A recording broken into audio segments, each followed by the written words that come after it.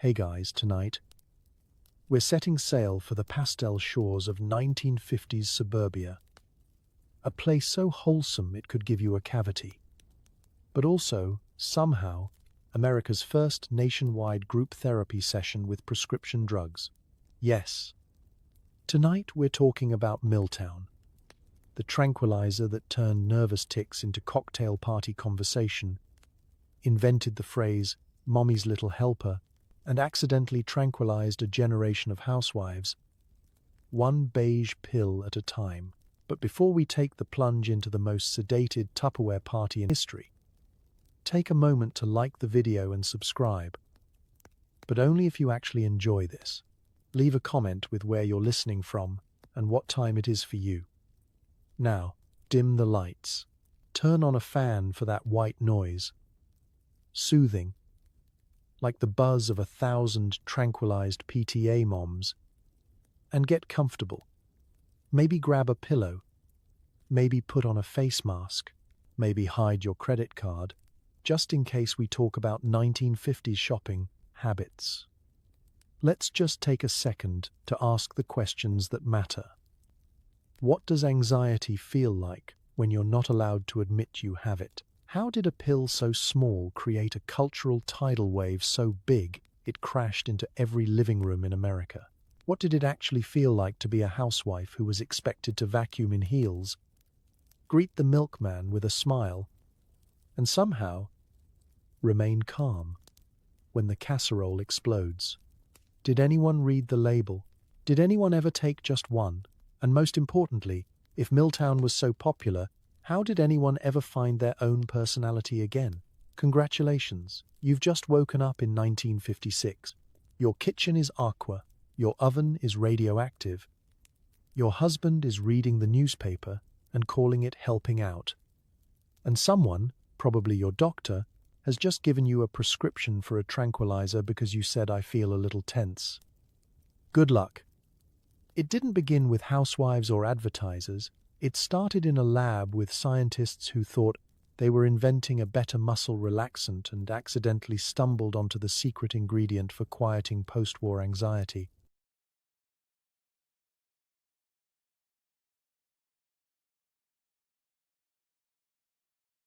Enter Miltown, a mild-mannered pill about to become the hottest item in your neighbor's medicine cabinet. Let's set the scene. It's the early 1950s, and America is doing that thing where it pretends everything is fine. Suburbia is growing faster than your backyard crabgrass. The economy is booming, and television has just taught people that their living rooms need plastic slipcovers. Beneath all that cheery wallpaper and compulsive lawn mowing, though, there's a jittery new feeling nobody really knows how to talk about. The war is over, but the nerves aren't. Turns out, winning World War II didn't come with a money-back guarantee for inner peace. Enter the pharmaceutical industry, which, in classic fashion, is sniffing around for new business opportunities like a beagle at a picnic. Scientists at Wallace Laboratories, led by the notably unsedated Dr. Frank Berger, are working on a substance called meprobamate. The idea is simple. Create a muscle relaxant, help a few people with stiff necks, and maybe win a science fair ribbon. What they actually create, after months of cautious tinkering and a few very relaxed laboratory mice, is a tranquilizer that doesn't just calm muscles, it calms everything. Imagine testing your new compound and watching a cage full of previously twitchy rodents turn into tiny, fuzzy monks, completely at peace with existence. Berger realizes he's onto something. And like any good scientist in the 1950s, he immediately thinks, this would be perfect for my wife. He's not wrong. Soon, human trials confirm the obvious. Meprobamate, soon to be rebranded as Miltown, because nothing says serenity like a name that sounds like a sleepover at a dairy farm, makes people feel relaxed. Very relaxed. Some people call it a psychic aspirin. Others just call it relief. Let's talk about how this discovery ricochets through the population like a rogue bowling ball. At first, Miltown is quietly prescribed for stress, tension, and the vague sense that your husband is going to turn the garage into a nuclear fallout shelter. But word spreads. Quickly. By 1956, it's flying off the shelves so fast that pharmacists start to look nervously at their dwindling supplies, and doctors begin writing scripts for every ailment short of stubbed toes. And then, like any great American product, Miltown gets the ultimate stamp of approval. Celebrities love it. Movie stars, radio hosts, and even a few overworked senators are soon singing its praises, sometimes literally, given how mellow they feel. One gossip columnist even jokes that if you listen carefully, you can hear the gentle rattle of tranquilizer bottles at every Hollywood dinner party. But here's the twist. No one really knows how it works. The scientists have a general sense. It calms the nerves. But brain chemistry in the 1950s is like the dark side of the moon. Mysterious, slightly terrifying, and mostly hypothetical. But who cares? It works, and that's what matters in a country where people are still hiding from their feelings behind curtains and casseroles. Soon, Miltown is everywhere. It's the little secret in every purse, the solution for every anxious tick, the not-so-subtle star of conversations at Bridge Club. Suburbia, once defined by its white picket fences and cold roasts, now hums gently with the sound of people who have finally, blessedly, managed to relax. And thus, chemistry meets suburbia. In a single generation, American stress becomes a market. Calm becomes a commodity.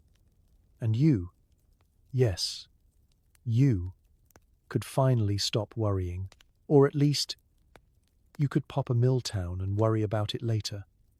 Welcome to the age of tranquilized hope. Before the 1950s, no one in America used the word tranquilizer unless they were talking about elephants at the zoo. Suddenly, it's on every billboard, radio jingle, and cocktail napkin. If you can spell it, you can probably get a prescription for it. Let's pause for a second and imagine your average American family, circa 1955. You, your spouse, and 3 children with suspiciously shiny hair are gathered around the dinner table. The world is spinning a little faster. There's a new car in every driveway, a television in every living room, and an unspoken pressure to smile at all times. But underneath all that smiling, something's buzzing. Call it nerves, call it the cost of keeping up with the Joneses, or just the creeping suspicion that you might scream if your neighbor wins Yard of the Month again. Then, out of nowhere, comes a new word in the American vocabulary: tranquilizer. It sounds scientific, modern, and, most importantly, promises you a sense of calm previously reserved for houseplants and coma patients. Advertisers pounce on it like kids on candy.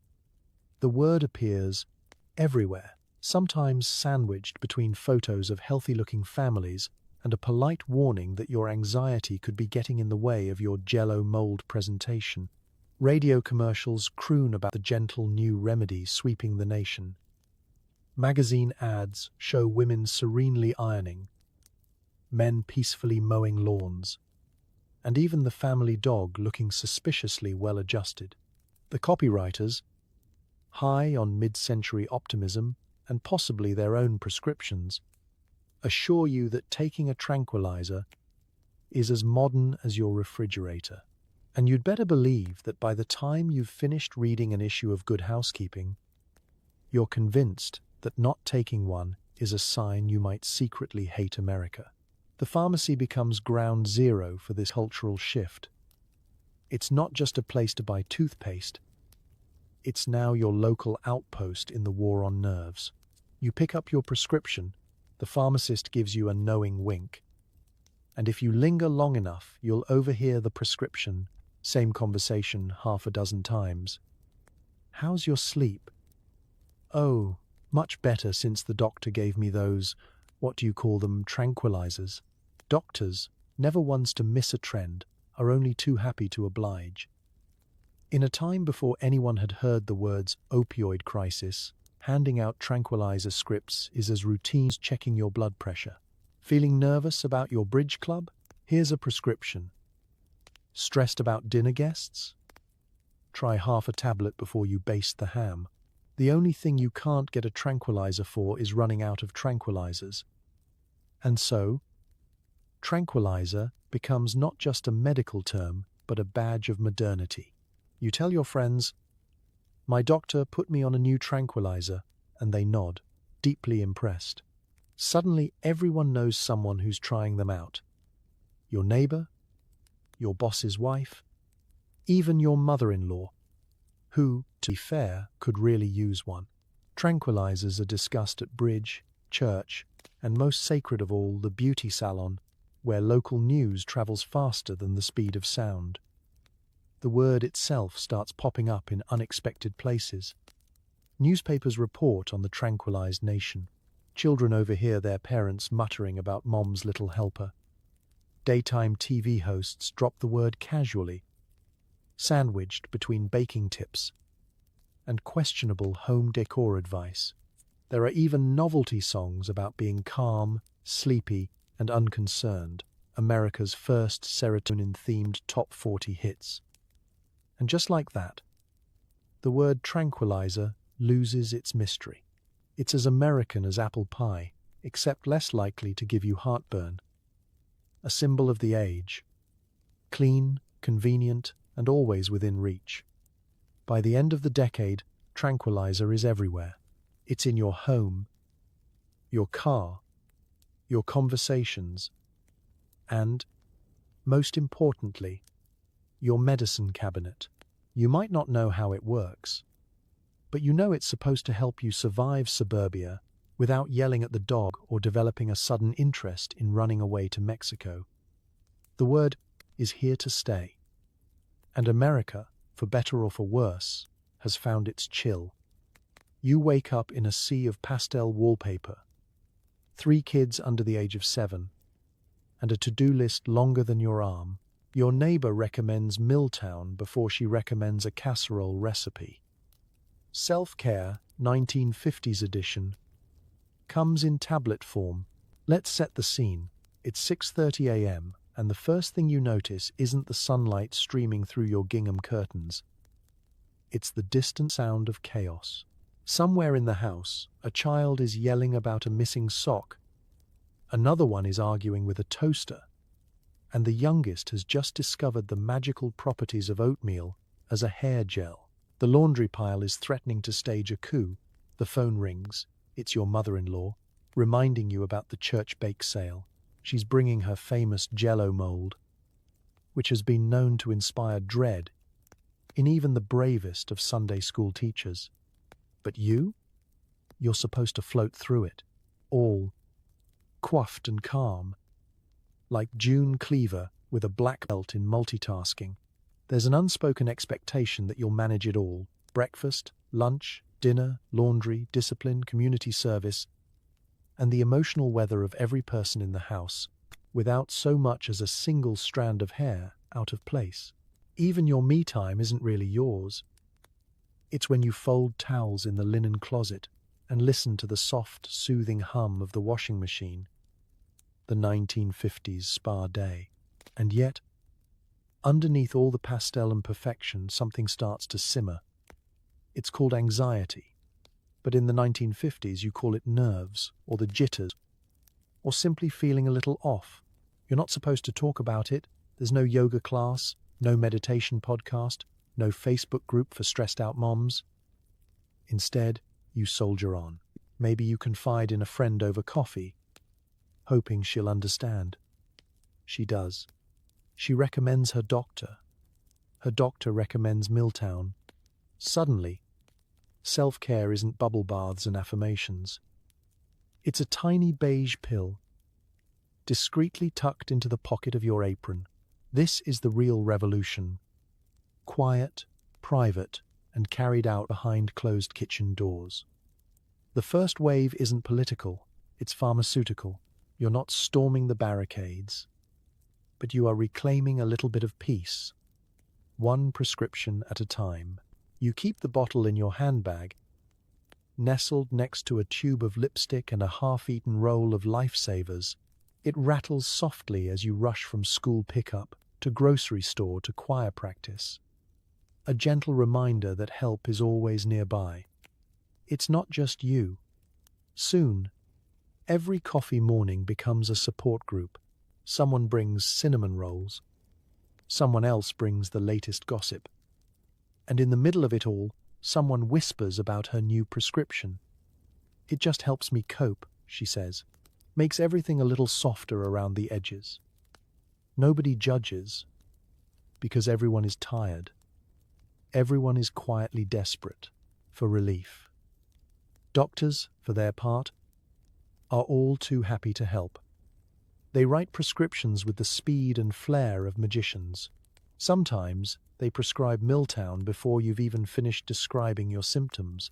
If you mention sleepless nights, stress, or the mysterious urge to run away and join the circus, the doctor simply nods and hands you a bottle. You leave the office feeling heard, seen, and, for the first time in a long while, hopeful. Of course, Miltown doesn't solve everything. The kids still fight. The casserole still burns. Your husband still thinks loading the dishwasher is a personality trait. But you find yourself caring a little less about the chaos. You breathe easier. You smile, even if it's a bit dreamy. For a few precious hours, the world's sharp edges are dulled. In the end, the quiet revolution isn't about rebellion or resistance. It's about survival. It's about finding a moment of quiet in a life that never stops buzzing. And for America's housewives, that moment comes wrapped in pastel, with a pharmacy label and a promise of peace. For now, that's enough. Your physician is the friendly face of mid-century medicine. He listens to you sigh once, nods, and writes a prescription with a flourish. If you're lucky, he'll ask how your husband is. Side effects? Don't worry, you'll feel great. Let's set the scene. You arrive at the clinic, clutching your handbag and your nerves. The waiting room is a minimalist's nightmare. Mustard yellow chairs, ashtrays on every table, and the faint odor of antiseptic mixed with cigarette smoke and anxiety. You wait politely while the nurse, whose hair could deflect bullets, shuffles paperwork and calls out names with the cadence of a prison warden. When your turn finally comes, you're ushered into a small, windowless office with the kind of lighting that makes everyone look slightly haunted. Your doctor greets you with a brisk handshake and a smile that says, "I have 12. More of you before lunch." He wears a crisp white coat, a stethoscope he will never actually use, and glasses perched precariously on the tip of his nose. You wonder if he ever sleeps. You sit. You explain that you're not sleeping well, or you're feeling overwhelmed, or that some days you just want to scream into a casserole dish. Maybe you mention your children, your housework, your vague and persistent sense that you might be unraveling like an old pair of nylons. He nods sympathetically, glances at your chart, and scribbles something on a pad with the confidence of a man who's been prescribing hope since before color TV. If you try to list your actual symptoms, palpitations, headaches, the creeping dread that your neighbor's hedge is growing faster than yours, he waves a hand. "That's all very normal, Mrs. Smith. A touch of nerves.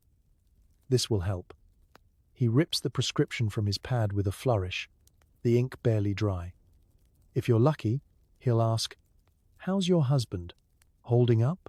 As if your emotional state might be a symptom of spousal dissatisfaction.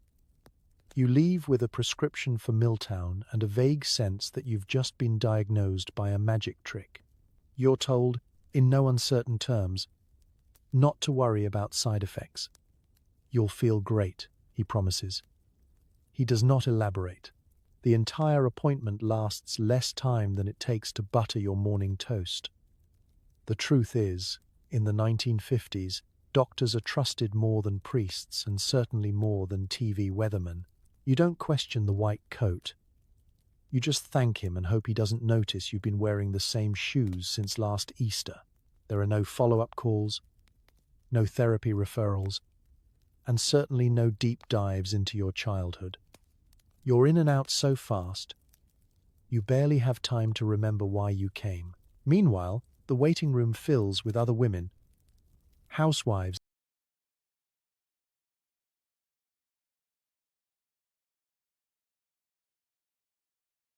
in gloves and pearls, all with the same tired look and the same polite smiles. Some are here for headaches, some for nerves, some just for a quiet moment away from home. They all leave with little white slips of paper and a sense that modern medicine really is a miracle, one that fits discreetly in your purse. If you ever question the wisdom of this rapid-fire prescription process, your friends will assure you it's the modern way. My doctor says it's completely safe, they say, which in the 1950s means nobody has died. Yet, any doubts you have are quickly hushed by a chorus of reassurance and the cheerful jingle of pill bottles tucked into handbags across town. So you take your medicine and you trust the process.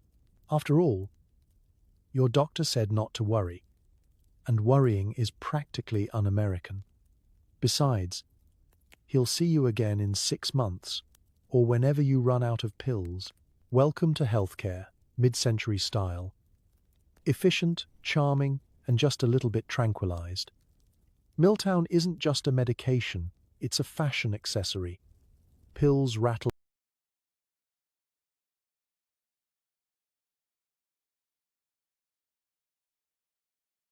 in handbags all over the country, right next to lipstick, keys, and existential dread.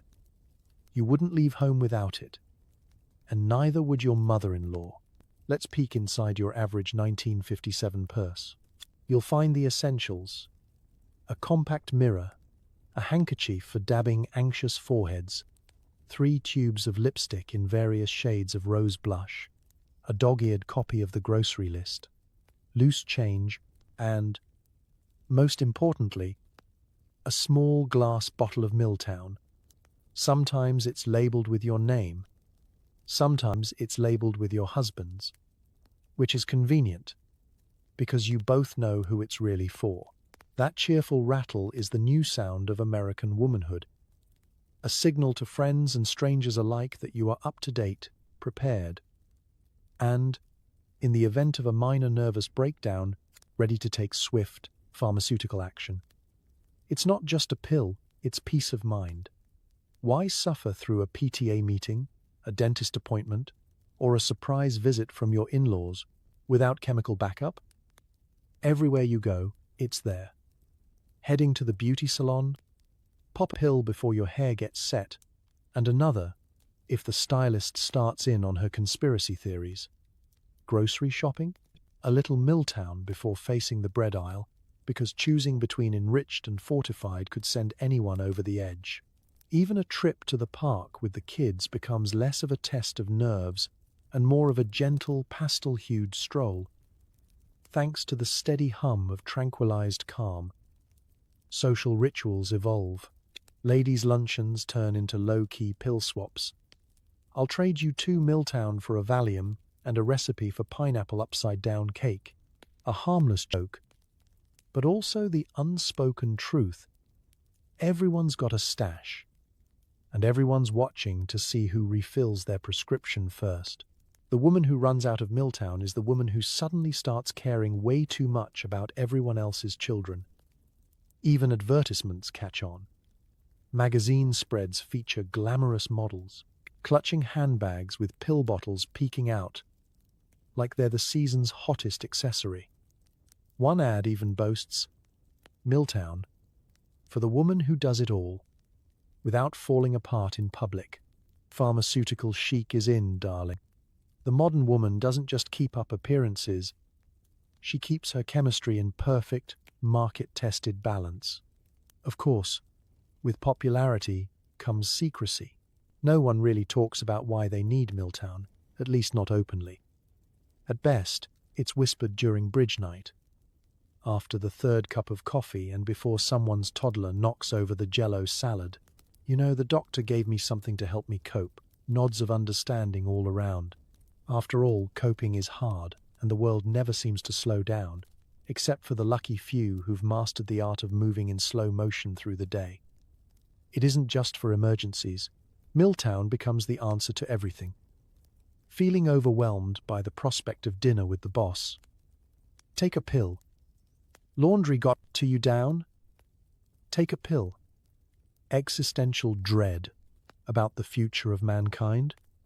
Well, it won't fix that. But it'll help you fold the towels with a little less angst. And if you ever forget your bottle at home, don't worry. Someone at every gathering, church, park, bowling alley, has an extra. American Housewives. Once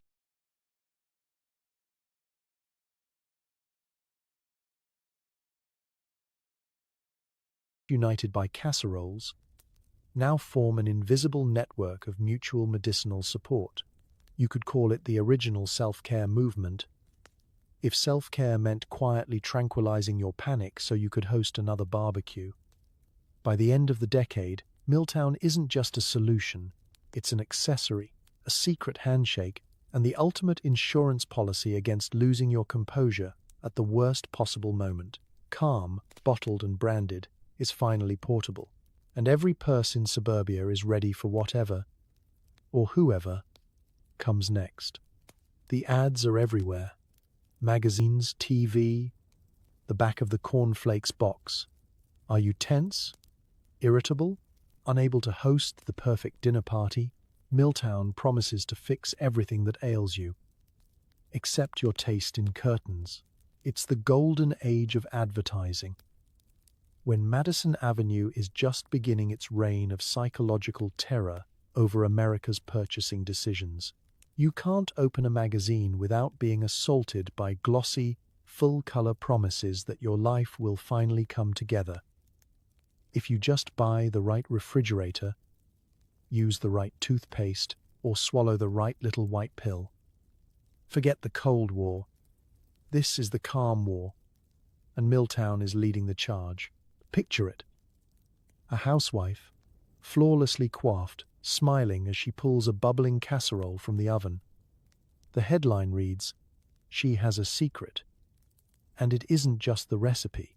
In the corner, the kids are doing their homework, her husband's reading the paper, and she's so serene you'd swear the living room air is thick with lavender and denial.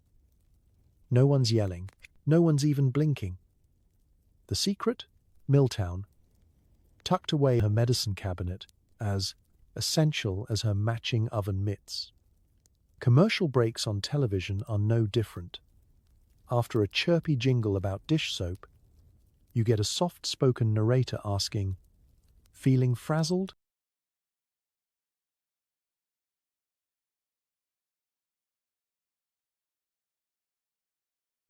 The camera cuts to a woman staring, hollow-eyed, at a pile of laundry big enough to smother a grown man. Then, miracle, she takes a Miltown, and suddenly she's serenely folding shirts as a choir of angels, or at least a very convincing barbershop quartet, hums in the background. Even the dog looks impressed. Now, if you're worried that the family is catching on to your chemically enhanced calm, don't be. The ads assure you that Miltown is completely safe, doctor recommended, and suitable for any woman who occasionally finds life overwhelming, which, by the 1950s, is code for all women all the time. They skip over the possible side effects, which apparently include forgetting the name of your youngest child, and instead focus on how calm you'll be when the in-laws arrive 2 hours early, the souffle collapses, and your husband fixes the leaky faucet by flooding the basement. Even breakfast is tranquilized. Open your box of cornflakes and find a coupon for Miltown, or at least a cheerful ad reminding you that if cereal isn't enough to take the edge off, science has your back. There are even cross-promotions.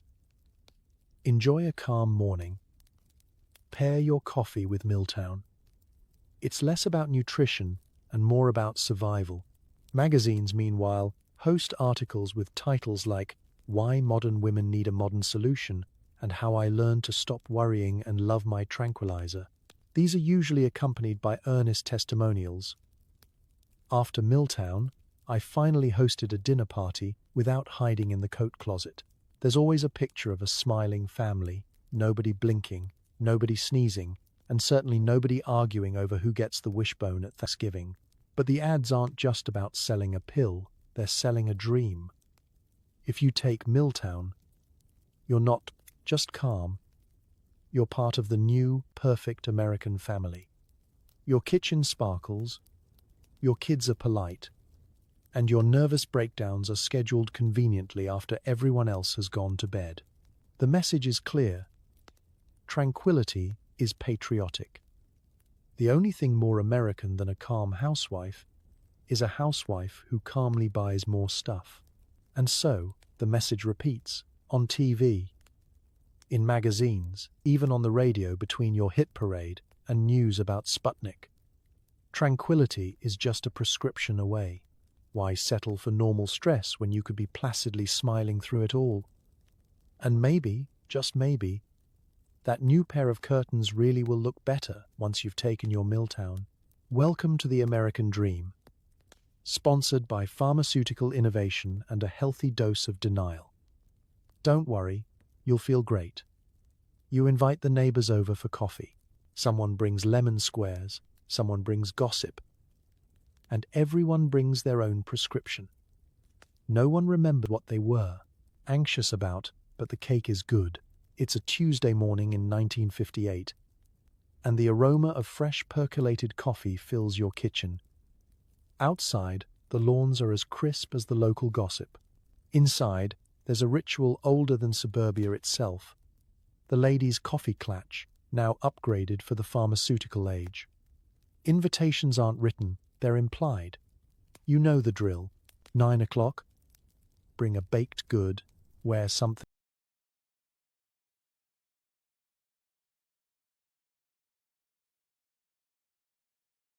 with a floral pattern, and don't forget your Miltown. It's the social event of the week. Unless someone's having a Tupperware party, then of course, you double up. The table is set with the best china, the kind reserved for guests and for hiding the chip in the rim by rotating the cup just so.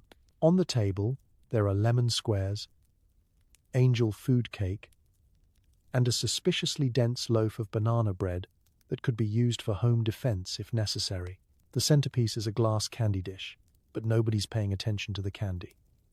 Every purse in the room holds a more interesting treat, small, rattling bottles that promise a new kind of dessert, the blissful absence of nerves. The conversation is lively, in that quietly sedated sort of way. Someone mentions the church raffle, someone else brings up the PTA fundraiser, and then it happens. A gentle clink as a bottle of Miltown is discreetly placed next to the cream and sugar. It's an unspoken offer. Anyone need a little extra help getting through the day? Nobody judges. In fact, the only surprise is if someone says no, as the chatter floats around the room. So does the subtle communal relief. Martha recounts how she accidentally washed her husband's socks with her son's frog collection again, and everyone laughs in slow motion. The kind of laughter that's less hysterical and more gently resigned.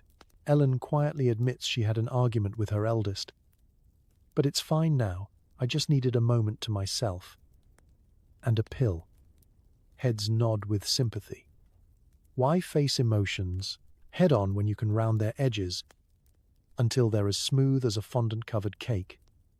The cakes are cut, the coffee is poured, and the tension melts away like butter on warm biscuits. If someone's feeling especially daring, they'll whisper, "My doctor switched me to something new. Would you like to try one?" It's not so much a drug deal as an act of suburban solidarity. You trade recipes for coping as easily as you trade recipes for lemon chiffon pie. Both, it turns out, are essential for getting through the week. The longer the morning goes on, the more dreamlike everything becomes. Problems that once loomed large, burnt dinners, forgotten birthdays, PTA squabbles, now seem, if not solvable, at least ignorable. There's a sense of community, of shared experience, of quietly cheering each other on through the endless relay race of modern domesticity. The caffeine kicks in, the Miltown smooths the edges, and suddenly the world is almost manageable. By noon, the cakes are gone, the plates are empty, and the worries that everyone brought with them have faded into the background hum of suburbia. The lemon squares have worked their magic, and so has the chemistry. There are goodbyes at the door, long, slow hugs, genuine gratitude, and promises to do it all again next week. You look around at the crumbs and the coffee rings, the laughter still echoing off the linoleum, and realize this is survival, 1950s style. A circle of friends, a pot of coffee, a tray of cake, and a tiny pill in your pocket, just in case you need to find your calm before the next storm. Because in a world that expects everything to be perfect, sometimes the real triumph is just making it to the next tea party with your smile and your sanity intact. You feel peaceful, you feel mellow, you also feel a little weird, maybe a bit sleepy. Maybe you forget your neighbor's name for a week. It's all part of the magic. Just don't read the fine print. The thing about Miltown is that it does what it promises. It smooths out the jagged edges of life, softens the static, and hushes the inner narrator who won't stop listing your failures in alphabetical order. But as you drift through your days in a pleasant haze, it slowly dawns on you that there's a new strangeness to this tranquility, a side order of surreal that nobody quite mentioned at the pharmacy. Let's start with the basics. Yes, your anxiety evaporates. So does a little bit of your attention span. You find yourself drifting off mid-conversation, staring at the pattern on the wallpaper, pondering the cosmic mystery of why it's avocado green. At the grocery store, you pause in the bread aisle and realize you have no idea what you came in for. Is it rye? Is it wheat? Did you ever really like bread? Or is this all just a simulation run by General Mills? Sleep comes easier, sure, but sometimes it comes at the worst possible moments. 1 minute you're supervising a 3-child demolition derby in police fame, your living room. The next you're waking up to find the toddler has colored in your eyebrows with a crayon and named your potted fern Steve. You start keeping a mental tally of lost hours, strange dreams, and all the times you meant to do something but forgot what it was. Was it your anniversary? Or was it the day you were supposed to rotate the tires? Same difference, according to your husband. The world grows fuzzier, not just around the edges but all the way through. You listen to your friends at coffee morning and realize you've forgotten half their stories and possibly their children's names. You nod along, hoping no one quizzes you. Sometimes you look at the dog and wonder if you've walked him today or ever. He seems content, so maybe you both just decided to mellow out together. Physically, things are different too. Your arms and legs feel just a touch heavier, like someone replaced your bones with very polite pudding. Chores take on a dreamlike rhythm. You vacuum the same rug 3 times, convinced there must be a crumb somewhere, then wander into the kitchen and forget why you're holding the vacuum at all. You burn dinner because you were lost in thought, staring at the casserole and pondering the meaning of life, or at least the meaning of canned mushroom soup. Occasionally there's a headache, a bout of dizziness, or a weird metallic taste that lingers in your mouth. Nothing serious, just enough to make you wonder if this is what relaxed is supposed to feel like. You try to ask your doctor, but he assures you, once again, that you'll feel great. You think about reading the label, but the print is tiny, and you're already sleepy. Besides, the only warning anyone ever remembers is, do not operate heavy machinery, which seems reasonable, since the heaviest thing you're allowed to operate is the washing machine, and that already feels a bit risky. Still, you press on. The house is a little messier, the days a little blurrier, but the world hasn't ended. In fact, you realize you're oddly okay with things you used to dread. The PTA meeting runs long. You daydream through most of it. Your husband forgets to take out the trash. You shrug. The neighbor calls you by the wrong name at the mailbox. You just smile and think, sure, I'm Nancy now. Why not? If anyone asks how you're feeling, you say, calm, because that's the truth. You just leave out the part about forgetting your own phone number, or why you walked into the pantry. After all, this is the 1950s. Nobody wants to ruin a good thing with details. It's the calm before the storm. And for now, you're just floating, weightless, peaceful, and gently untethered from reality. And, at least until the next refill, that's good enough. Your husband has questions, but not many. He likes that you're not crying over burnt meatloaf or throwing shoes at the TV. He never thinks to ask why you're suddenly so calm, or why your smile seems just a little glazed. Let's meet your average 1950s husband. A man who believes stress is what happens to golf swing, who considers helping out to mean reading the newspaper in the kitchen while you wash dishes, and who suspects therapy is something that only happens to people in novels, usually the kind with titles like Valley of the Dolls.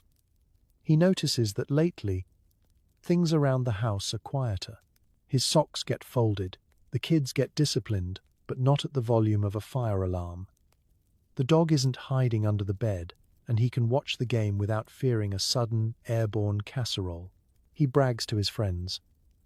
Marge just seems more easygoing these days, he says at the office water cooler, while the guys nod knowingly, as if women's moods are governed by the mysterious lunar calendar. She must have figured out that new oven. No one asks for details. It's 1957, and the national pastime is ignoring feelings unless they explode in public. At home, your new attitude is a gift that keeps on giving. Lost car keys? No big deal. Burnt meatloaf? We'll call it Cajun style, you say with a soft giggle. When the kids spill grape juice on the carpet, you shrug and hand them a towel instead of a lecture. Your husband is suspicious, but only in the most comfortable, lazy sense of the word. If he wonders why you're taking so many vitamin breaks, he keeps it to himself. Men, after all, are taught that the inner workings of the feminine mind are best left unexamined, like the engine of a foreign car or the recipe for their mother's famous pot roast. Occasionally he'll offer a compliment. You seem more relaxed lately, honey. Must be the new shampoo. You smile, a little too widely, and go back to folding laundry. If he notices that your eyes glaze over when he talks about the neighborhood's new trash collection policy, he decides it's probably just the heat. He tells his own mother, Marge is doing great, never seen her so calm. And she nods approvingly. It's about time you settled her down. There are moments, of course, when your placid demeanor is slightly unsettling. The night you cheerfully clean up after the dog gets sick on the new rug. Or when you don't flinch as the twins recreate the Battle of Gettysburg with the good silverware. He wonders, briefly, if you've joined a cult. But when he asks, you just smile and offer him another slice of pie. Who could argue with that? He sees the pill bottle, of course, but it blends in with the aspirin and the cough syrup, lost among the relics of modern medicine. The label says Miltown, but he assumes it's something for headaches or the common cold, or possibly just a fancy new vitamin. As long as the house is quiet and dinner is on the table, he's happy to remain in blissful ignorance. Every so often, He'll catch you staring into space, the laundry basket balanced on your hip, lost in thought. "Everything all right, honey?" he asks. You blink and come back to Earth. "Just thinking," you say. He shrugs, because in his mind, women are always thinking about curtains, about recipes, about things men couldn't possibly understand. And that's how the tranquilized peace of the 1950s holds, not with open communication, but with a gentle, mutual denial. You pretend you're fine, he pretends you're fine, and life continues, quietly sedated and meticulously dusted.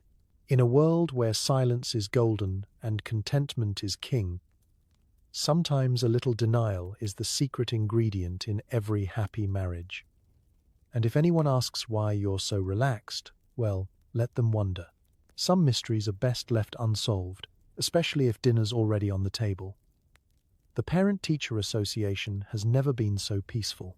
Sure, the minutes take 3 hours, and the president keeps repeating herself. But at least no one is yelling about the bake sale. The folding chairs are lined up in the school auditorium, the smell of stale coffee hanging heavy in the air.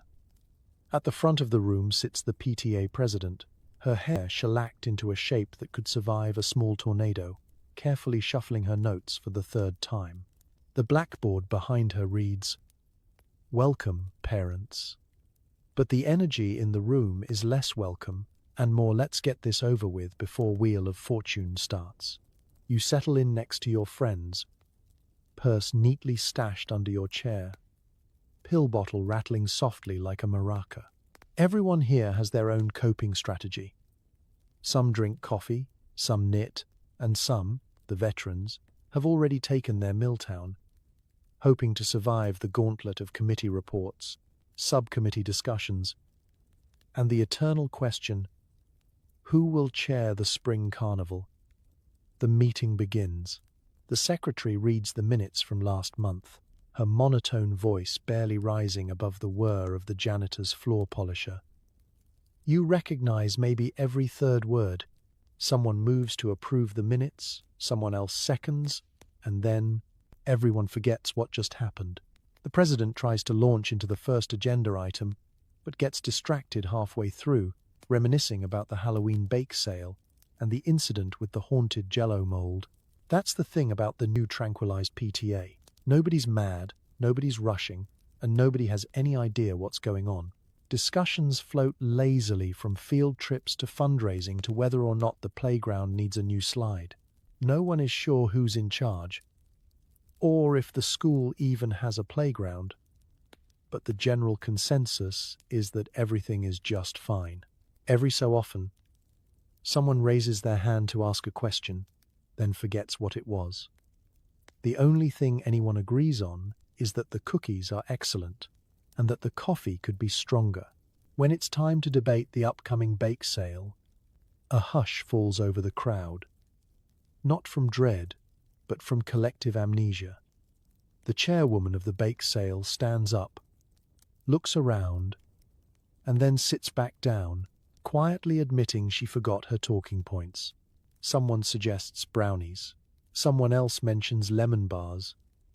And the conversation quickly devolves into a dreamy discussion of whether anyone remembers the recipe for marshmallow squares. No one argues. There are no heated debates about who forgot to bring napkins or why the punch bowl went missing at last year's winter dance. Instead, the group agrees, vaguely, to do something about it. And the meeting drifts onward. The minutes are updated by committee. No one can remember who made which motion. So the secretary just writes, "General agreement reached in the margin." Meanwhile, the principal sits in the back, looking relieved that for the first time in years, nobody is yelling about school funding or gym class. Even the teachers, present only for moral support, seem to be enjoying themselves, quietly sipping coffee and making bets on how long it will take for someone to remember why they're here. As the evening wears on, the energy in the room grows softer, sleepier. Someone mentions the need for new library books, Another person wonders aloud if anyone's actually read a book lately.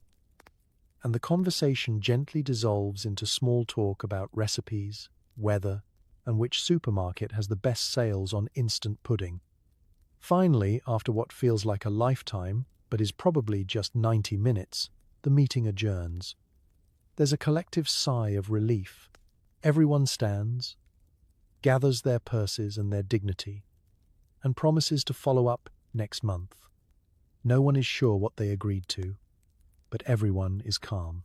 And in a world full of chaos and casserole, sometimes that's all you can ask for.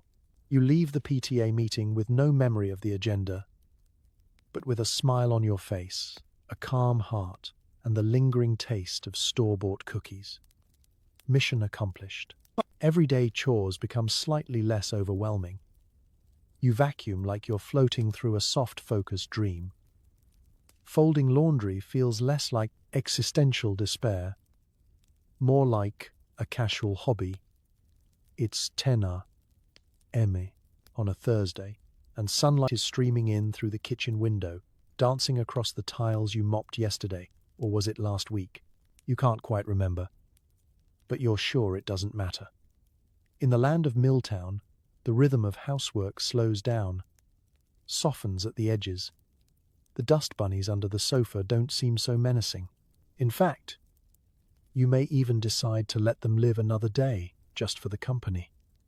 You start with baking, the unofficial therapy of suburban life.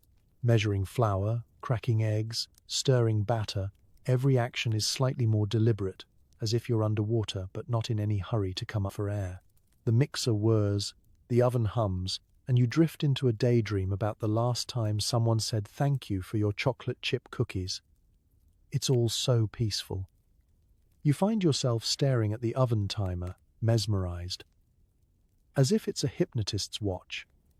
When the cake finally goes in the oven, you glide to the living room, plug in the vacuum, and begin the next act of domestic ballet. Each pass of the vacuum feels soothing, the hum vibrating through your slippers like a lullaby. You could do this for hours, and sometimes you do. Occasionally, you forget where you started and circle the same patch of carpet 3 times. It's not that you're unfocused, just comfortably lost, like wandering a soft, pillowy maze where there are no wrong turns, only more plushness. Laundry is next. In the pre-Miltown days, sorting socks could spark a minor existential crisis. Now, you take it slow, marveling at the patterns, the faded colors, the mystery of the missing left sock. You fold towels with gentle precision, stacking them like small, fluffy achievements. You hum to yourself, a song you only half remember, and it feels like the soundtrack of someone else's life. But you don't mind. There's a strange kind of numbness that comes with the calm. You aren't exactly happy, but you're not unhappy either. Worries slide right off you. A bill on the counter, a chipped plate, a half-eaten sandwich left on the coffee table. You shrug, clean, and move on. As serene as a Zen monk in a pastel apron. When the phone rings, you let it. Whoever it is can call back later, when you're ready to resurface from your peaceful domestic drift. Your children charge through the hallway, trailing chaos like comets. Someone spills milk. Another one is coloring on the wallpaper. You watch, blinking slowly. The emotional equivalent of a cat watching birds through a window. There's a faint awareness that you should feel something, annoyance, maybe even rage. But it's too far away to reach. So you wipe the milk, fetch a clean cloth, and remind yourself that messes are temporary. Emotional numbness, it turns out, is highly efficient. Your husband comes home, expects dinner, conversation, and the sparkling company of the woman he married. He finds you calmly stirring a pot of soup, eyes slightly glazed but content. He mentions work drama or neighborhood gossip, and you nod pleasantly, unbothered by the details.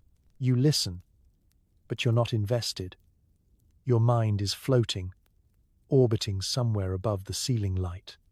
Evenings arrive, and the chores wind down, but the numbness lingers.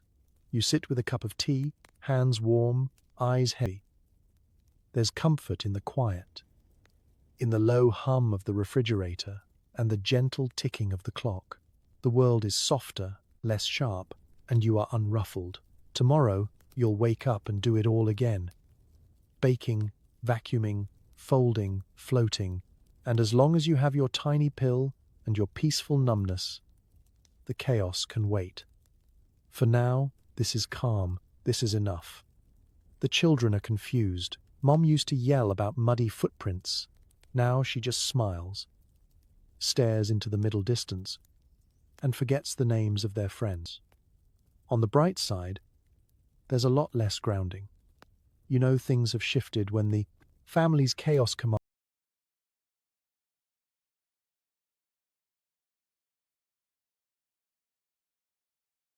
commander-in-chief stops responding to domestic disasters with her usual combination of shrieking and impressive broom-wielding. There's a new atmosphere at home, a low, tranquil hum, like someone slipped a white noise machine under the sofa cushions. It's as if the thermostat got turned down on emotions, and nobody can find the dial. The kids are the first to notice. These are the same children who, just a few months ago, could send Mom into DEFCON 1 with a single mud-streaked sock or a carefully aimed meatball. Now, the muddy footprints on the linoleum go almost entirely unpunished. There's a soft, placid "please take your shoes off," delivered with all the urgency of a Sunday crossword clue. And if you forget, she just shrugs and wipes it up herself, humming what might be the theme song to a soap commercial. At first, the children are delighted. It's open season for minor mischief. Loud board games after bedtime? No problem. Indoor hopscotch with the good. Coasters? Go for it. The dog is dressed as a cowboy. The goldfish has a name that keeps changing. And somehow, nobody gets yelled at. It's both liberating and a little suspicious. Like a snow day when you're pretty sure you're supposed to be at school. But then, the oddities start to pile up. Mom forgets which friend is which and calls them all dear. She packs lunches with the wrong names, signs permission slips for field trips that don't exist, and sometimes forgets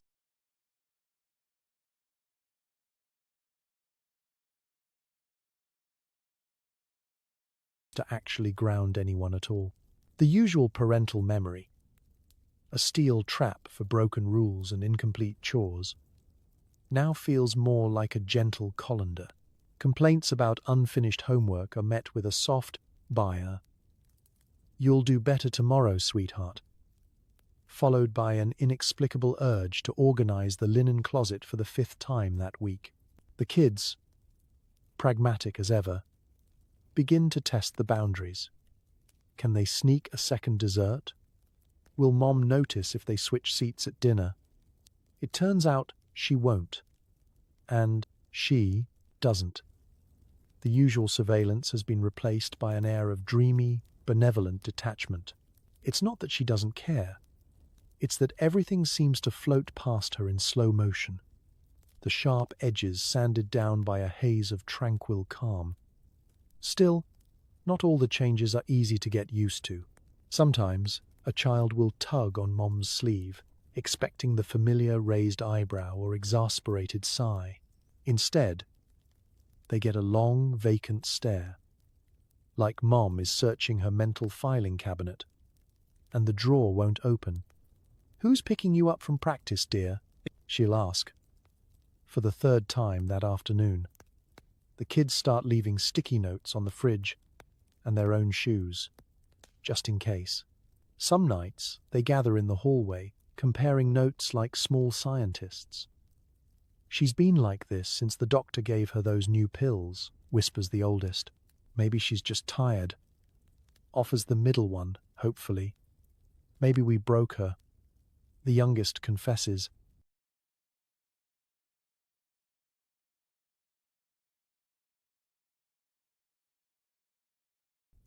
only half joking.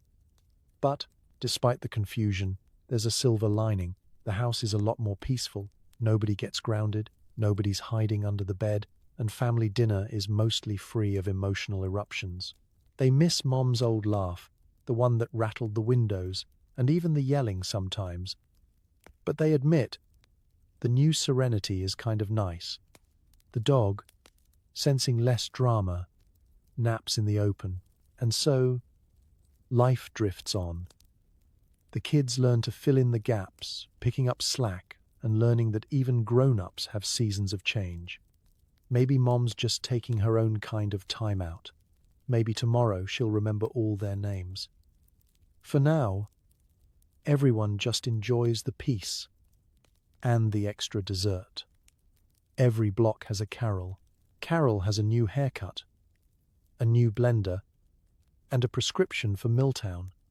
The ladies whisper about her at Bridge Club, but they're all taking the same thing, so it's more of a gentle hum than real scandal.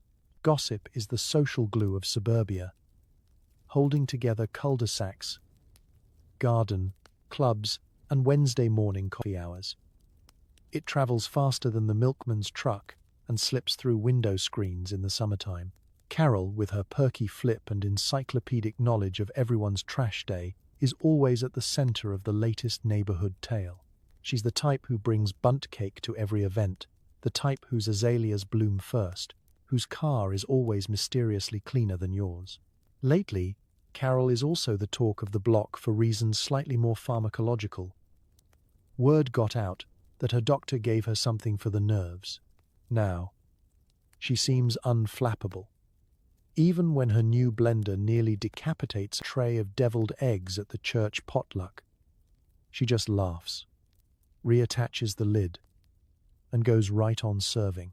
Someone whispers that she didn't even flinch when her twins painted the garage door with finger paint. "That's not normal," says one neighbor, adjusting her pearls, but secretly wishing she had Carol's brand of composure. At Bridge Club, the speculation simmers just beneath the surface. Carol shuffles cards with zen-like calm, unfazed by missed tricks or the decibel level of small talk. She's changed, someone says, not unkindly, over a second cup of coffee. She's so relaxed. The other ladies nod, glancing at their own handbags where identical bottles of Miltown lie quietly in wait. The neighborhood's worst-kept secret. It turns out everyone is a little bit Carol. It just took one person to make tranquility socially acceptable. And suddenly the grapevine is less about who burned the roast, and more about which pharmacy is running low on refills. Conversations become coded. "You know, Carol's doctor is very understanding," says Doris casually. He listens. That's all anyone needs to know. Soon, Half Club has an appointment before the week is out. Outwardly, there's an attempt at old-school judgment. "It's a slippery slope," warns Mrs. Tate from 2 houses down. Next thing you know, everyone's walking around like Stepford wives. But even Mrs. Tate is eyeing the prescription pad at her next checkup. The Bridge Club hums along, less scandalized, more synchronized. It's hard to stir up a proper row when nobody has the energy to be scandalized. Carol, for her part, remains oblivious, or perhaps just politely indifferent. She brings her lemon bars, compliments everyone's outfits, and wins 3 hands in a row without so much as breaking a sweat. The old anxiety that once haunted every overcooked casserole has evaporated, replaced with a serene half-smile, and a tendency to forget whose turn it is. The rest of the ladies catch on. There's strength in serenity, and besides, it makes for much more enjoyable bridge games. As the weeks go by, the gossip changes tone. No one's whispering about Carol's nerves anymore. Instead, the conversation is about her pie crust, her garden, and how she never seems to yell at her kids in public. If Miltown is her secret, it's the kind everyone wants in on. By the end of the month, there's a gentle truce in the neighborhood gossip wars. The focus shifts from who's coping to how everyone is coping, from whispered judgment to quiet solidarity. The real scandal isn't Carol. It's how easy it is to become her. The next time the blender explodes or a child runs screaming down the block, nobody bats an eye. They just smile, pass the lemon bars, and wonder aloud who's got the next refill. After all, when everyone's in on the secret, the only thing left to gossip about is which brand of lipstick lasts through a PTA meeting. And Carol, with her new haircut and her ever-steady nerves, is just the start of a whole new chapter of calm. Milk, bread, eggs, tranquilizers. You pick up Miltown while the pharmacist tries to guess your favorite color. The local druggist knows everyone's secrets. And he's not telling. It's Saturday morning, and your grocery list is the new American poem, mundane, practical, and with just a hint of existential dread. You slip on your shoes, grab your handbag pill bottle safely inside, and head out. The screen door creaking behind you. The sun is shining, the birds are chirping, and the only thing standing between you and domestic bliss is a quick stop at the corner drugstore. The pharmacy sits between the Five and Dime and the bakery, its striped awning promising everything from cough syrup to caramel creams. You're greeted by the familiar jingle of the doorbell, and the even more familiar sight of Mrs. Saunders from 3 doors down, already chatting up the pharmacist about her cat's mysterious rash. The shelves are lined with toothpaste, hair curlers, and jars of penny candy. But everyone here knows the real draw isn't the licorice or the malted milk balls. It's the little window at the back, where the pharmacist keeps the neighborhood's most precious commodity, Miltown. Pharmacy runs have become the new weekly ritual, woven into the fabric of suburban life, as seamlessly as Sunday church and Tuesday bridge. You queue up with your basket, trying not to look too eager as you wait for your turn. The air smells faintly of antiseptic and talcum powder, undercut by the sharper scent of nervous anticipation. When it's your turn, the pharmacist greets you by name, because he knows everyone's name. He's a fixture in the neighborhood, a minor celebrity with encyclopedic recall for every ailment and allergy. He never asks questions he isn't supposed to, but his raised eyebrow as he counts out your prescription speaks volumes. "Busy week?" he asks, as if stress were measured by milligrams. You just smile, grateful for the unwritten code of discretion that governs your weekly exchange. While he prepares your prescription, you scan the shelves for distractions. Magazines with perfectly calm housewives on the covers, tubes of red lipstick, and a new display promising faster, whiter, happier teeth. Someone's child is begging for a toy airplane, and someone else is asking if there's a sale on cough drops. But you're here for just one thing, and so is half the neighborhood. There's a quiet camaraderie in the waiting line, a shared understanding that everyone's just trying to keep it together. The woman in front of you mentions she's picking up her husband's prescription, but the wink she gives the pharmacist suggests otherwise. The man behind you taps his foot, glancing at his watch, muttering about modern women and their nerves. But you've seen him pick up his own prescription once or twice. When your name is called, the pharmacist slides the small bag across the counter with a conspiratorial smile. "Anything else today?" he asks, as if you might want to tack on a lottery ticket or a new lease on sanity.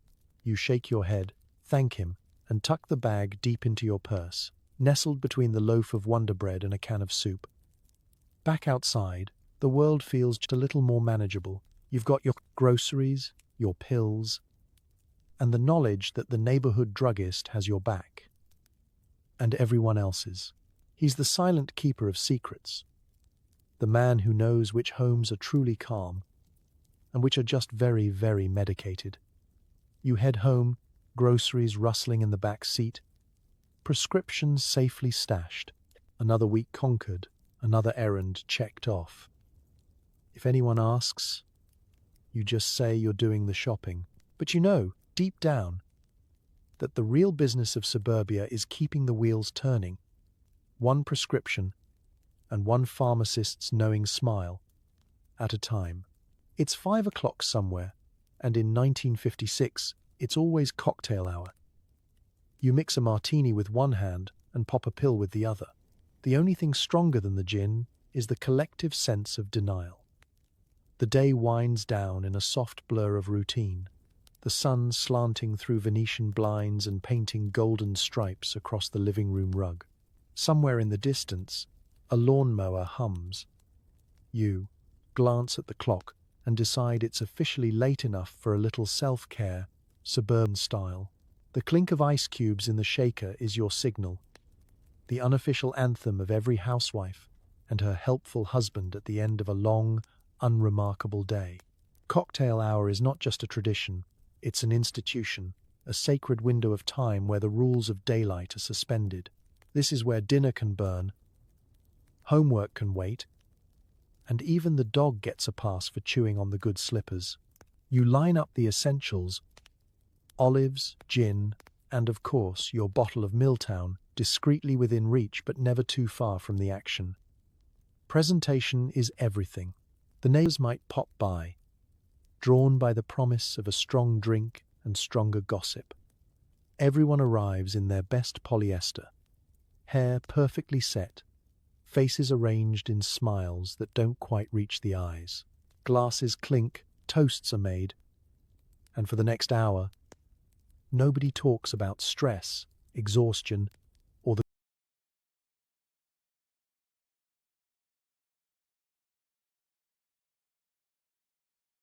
growing list of things left unsaid. Instead, you all agree, by silent, mutual contract, to focus on the pleasant numbness that comes with just the right mix of gin and chemistry. Someone tries to make small talk about the PTA, but the conversation drifts as if everyone's attention is lubricated with olive brine and sedative. Mr. Jenkins launches into a story about his latest golf game, the details growing fuzzier with each sip. Mrs. Patterson giggles, not quite following, but delighted to be included. In the corner, Carol is quietly swirling her drink, wearing her signature half-smile that could mean anything from "I'm having fun" to "I haven't slept since the Eisenhower administration." You sense that this is a performance, a careful ballet of appearing relaxed, of not admitting how much effort it takes to keep the cracks from showing. The martinis get stronger. The stories get hazier. Someone confesses that they put the roast in the dryer last week, and no one blinks. Another reveals she forgot to pick up her youngest from piano practice. Again. You all laugh, because the alternative is to remember how it actually felt at the time. Halfway through, you excuse yourself for a powder room break, which is really code for a brief intermission behind a closed bathroom door, where you can swallow a discreet half-tablet and gather your composure. You look in the mirror, straighten your hair, and wonder if anyone else notices how much easier it all feels after your secret ingredient. You suspect they do, but no one mentions it. In the world of cocktail hour, everyone is in on the secret, but no one breaks the code. By the time dinner rolls around, the conversation has softened to a low, gentle buzz. There's less talk, more contented silence. The casserole might be a little burnt, but no one cares. Not when there's dessert, another round of drinks, and the soothing haze of communal sedation. After the last guest leaves and the last glass is washed, you sit for a moment in the twilight. The house is quiet, and for once, you feel okay with that. The day is done, the martini shaker is empty, and the world is manageable, at least until tomorrow. Cocktail hour, in 1956, is more than just a way to unwind. It's an act of collective hope, denial, and gentle rebellion. With martinis and Miltown, you toast to surviving suburbia, one blurred, happy hour at a time. Nothing unites the suburbs like a rumor that the pharmacy might run out of Miltown. Suddenly, Everyone is rationing their supply and eyeing their neighbor's medicine cabinet with suspicion. It starts innocently enough. Someone hears, at bridge club or over the backyard fence, that Mrs. Green's pharmacist mentioned supplies are running low. Within 24 hours, the news spreads faster than the latest scandal about who accidentally put vodka in the church punch bowl. By the end of the week, it's not just a rumor, it's a full-blown, community-wide crisis. Women gather in driveways and grocery store aisles, voices lowered to urgent whispers. "Did you hear? They say the shipment's delayed." "Well, I called my cousin in the next town, and she's already out." Every home becomes a miniature pharmacy, pill bottles tucked behind the flour, hidden under the bathroom towels, and, if you're especially strategic, sealed in a cookie jar no child will ever open. A subtle paranoia creeps in. Suddenly, you find yourself counting tablets every night before bed, dividing them into neat piles and calculating how many bad days you can actually afford this month. Can you cut a pill in half and still get by? Will your husband notice if you start substituting chamomile tea and wishful thinking? The math never quite adds up, but you try anyway. At bridge club, the usual small talk is replaced with pharmaceutical diplomacy. "If anyone's got a spare, I'll trade you my banana bread recipe," says Carol, only half joking. Mrs. Tate swears she has a connection at the big pharmacy in town, but nobody really believes her. She's the same one who claimed to have seen Elvis at the grocery store. You begin to eye the medicine cabinets of friends and family with newfound suspicion. Is Doris really that calm? Or is she hoarding her stash for a rainy day? Pharmacists, once the silent confidants of the neighborhood, now find themselves besieged by nervous housewives. They're peppered with questions about deliveries, supply chains, and whether it's possible to just fill the bottle a little more this time. They practice the delicate art of not making promises, offering only sympathetic shrugs and the occasional "try again next week." No one has ever looked more tired than the druggist during a tranquilizer shortage. Husbands, meanwhile, are only vaguely aware that something is wrong. They notice that dinner is a little later, the laundry piles a little higher, and the kids' voices seem a little louder. They chalk it up to one of those weeks and don't dare ask for seconds at dinner. If they notice their wives grinding their teeth or sighing a little too often, they keep it to themselves. After all, some mysteries are better left unsolved. As the days drag on, the neighborhood gets jumpier. Someone organizes a carpool to the next town over, hoping to score a few extra tablets from a less picked-over pharmacy. Rumors swirl that the local hardware store has a secret stash in the back, or that there's a black market operating out of the bowling alley. The PTA meeting becomes a hotbed of supply chain speculation, and even the pastor finds himself fielding whispered requests for divine intervention in the prescription department. Yet, as the shelves grow emptier and tempers grow shorter, a strange sense of unity develops. Neighbors who used to compete for the best roses now share tips for herbal teas and deep breathing exercises. For the first time in years, everyone is in the same slightly anxious boat. Eventually, the crisis passes. The next shipment arrives, pill bottles are refilled, and the suburbs breathe a collective sigh of relief. But the lesson lingers. Tranquility, it turns out, is fragile. And nothing keeps a community together like the prospect of running out. For a brief, jittery moment, everyone remembers what it's like to feel things and how far they'll go to make sure they don't have to, at least until the next refill. One morning you try not taking your usual pill. Suddenly, everything is louder, sharper, and twice as stressful. Turns out, calm is addictive, and quitting is harder than explaining why you're crying in the produce aisle. It happens quietly, the way all the best suburban revelations do. Maybe you simply forgot. distracted by the dog barking or a child's sudden declaration that they need 24 cupcakes for class by tomorrow. Maybe you're rationing after the great Miltown shortage of last week. Or maybe, somewhere in the back of your mind, you just wonder, do I really need this every day? The answer, as it turns out, is an emphatic and immediate yes. By 10 a.m., the cracks are showing. The whir of the vacuum is less soothing white noise and more like a mosquito trapped inside your skull. The phone rings. You jump. Someone asks you what's for lunch, and your brain responds by launching a list of everything you've ever done wrong, starting with burning the toast and ending with marrying someone who thinks helping out means holding the door open while you carry in the groceries. Colors seem brighter, noises sharper. You notice every single Cheerio ground into the carpet, every sticky fingerprint on the fridge, every cryptic "Mom, I need you" shouted from somewhere deep within the house. The mailman slams the lid on the mailbox and you nearly hit the ceiling. The neighbor's lawnmower, which yesterday sounded like the background hum of modern life, now seems to be grinding directly against your last nerve. By lunchtime, your hands are shaking as you butter bread, and you realize your patience, so steady and serene just a day ago, is thinner than the lunch meat.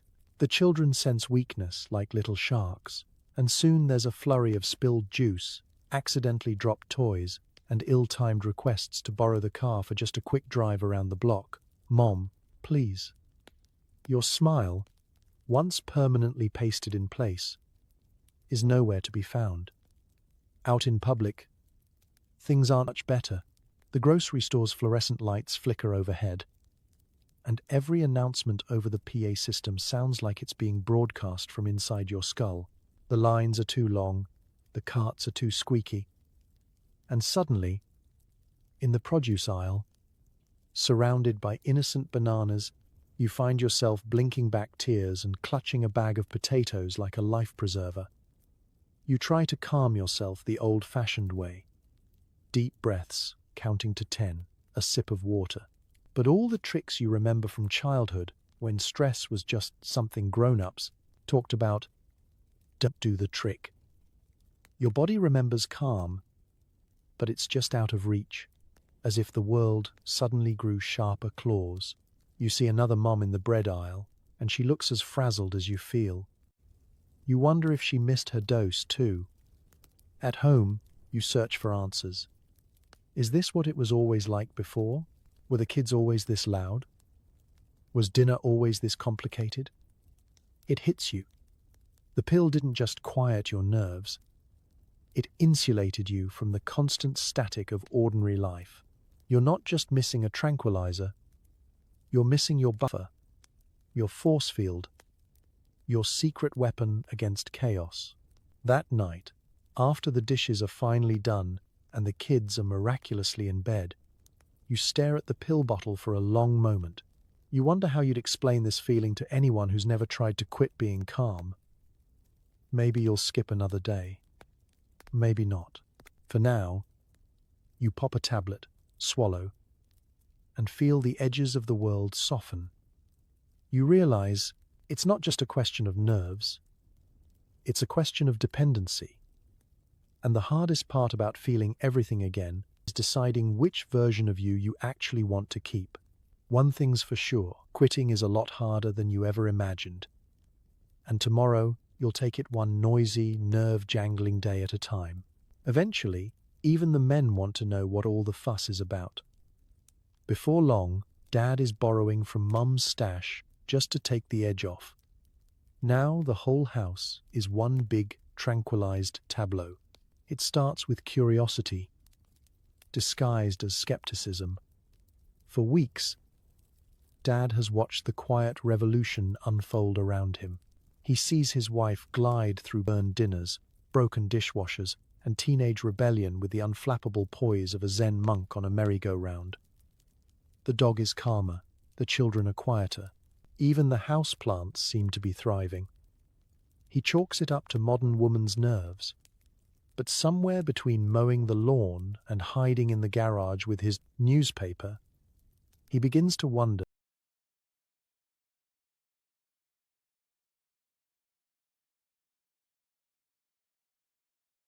if there's more to this new serenity than just a fresh box of detergent.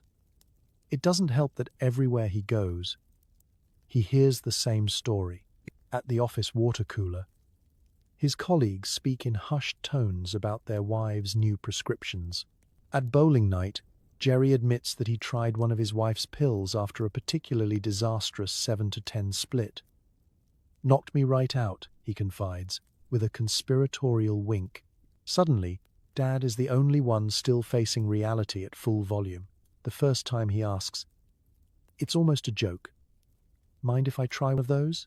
he says, feigning disinterest as he rummages through the medicine cabinet. Mom shrugs, her smile more Mona Lisa than Mother Teresa, and slides the bottle across the table. He pops a tablet with his after-dinner coffee, expecting nothing more than a placebo and a pat on the back. An hour later, he's on the couch, watching Gunsmoke with a blissed-out expression that hasn't been seen since VE Day.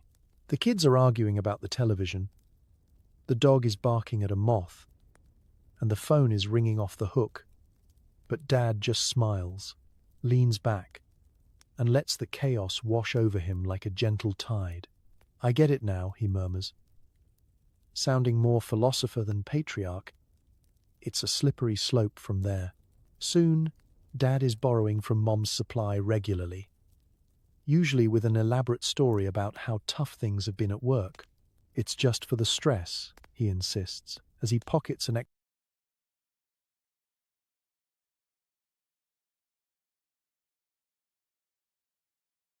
extra pill before Sunday dinner with his in-laws. At first, Mom is mildly annoyed, mostly because the pharmacy can see through the lost prescription routine by now. But she can't deny the results. With both parents floating through the day, the entire household transforms. The kids barely recognize the place.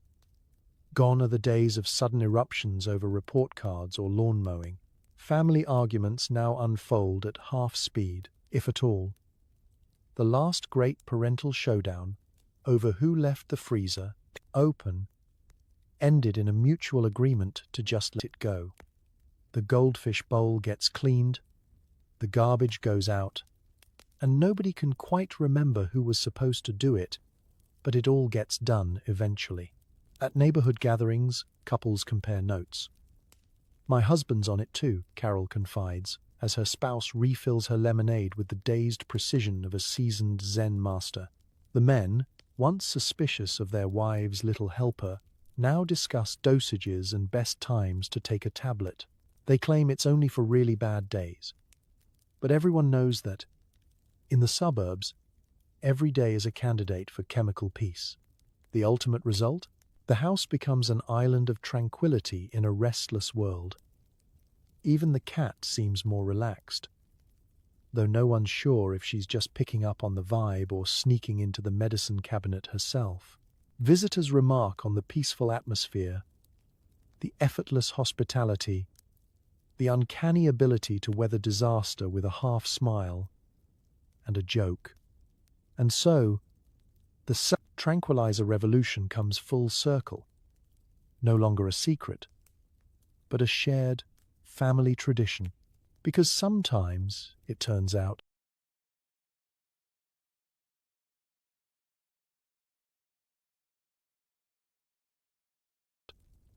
the best way to survive suburbia is for everyone, Mom, Dad, and even the family dog, to float through it together, one calm, dreamy day at a time. A few brave physicians start to notice that everyone in town is asking for refills. Medical journals publish warnings that almost no one reads. The solution? Invent even stronger tranquilizers. Let's rewind to the office of Dr. Harold White, MD, the most respected general practitioner on Maple Avenue, a man whose waiting room smells faintly of antiseptic, Brill cream, and the collective anxiety of 100 housewives. Dr. White has always been quick with a smile and even quicker with a prescription pad. Scribbling out Miltown for everything from nerves to hangnails to my neighbor just gives me a funny feeling. But lately, he started to notice a trend. Mrs. Miller, who once came in for the occasional headache, now drops by twice a month, always clutching her handbag and nervously eyeing the medicine cabinet. Mr. Davidson, who never visited before, now wants something for the nerves after a rough quarter at the office. The town's children are suddenly angelic at the dentist, their mothers tranquil and vaguely smiling as a cloud. Even the local librarian, a woman not known for her excitement, is requesting a refill with suspicious frequency. Dr. White flips through his medical journals, which now feature articles titled, "The Miltown Epidemic and Have We Invented a Nation of Zombies?" The authors, always cautious, warn about dependency potential and blunted affect. It sounds serious, but who has time to read all those tiny footnotes when there's a line of patients waiting? Still, a seed of doubt is planted. When his own wife, Marjorie, starts alphabetizing the spice rack 3 times in one afternoon and calls their dog by the wrong name, he starts to wonder if something, somewhere, has gone a bit sideways. At medical conferences, the whispers begin. Everyone in my town's on it. Had 3 patients ask for a double prescription last week. My cousin's pharmacist says he's never seen demand like this. But, true to the era, the discussion doesn't lead to reform or real concern. It leads to innovation. Enter the next wave of pharmaceutical pioneers. If Miltown is good, surely something a little stronger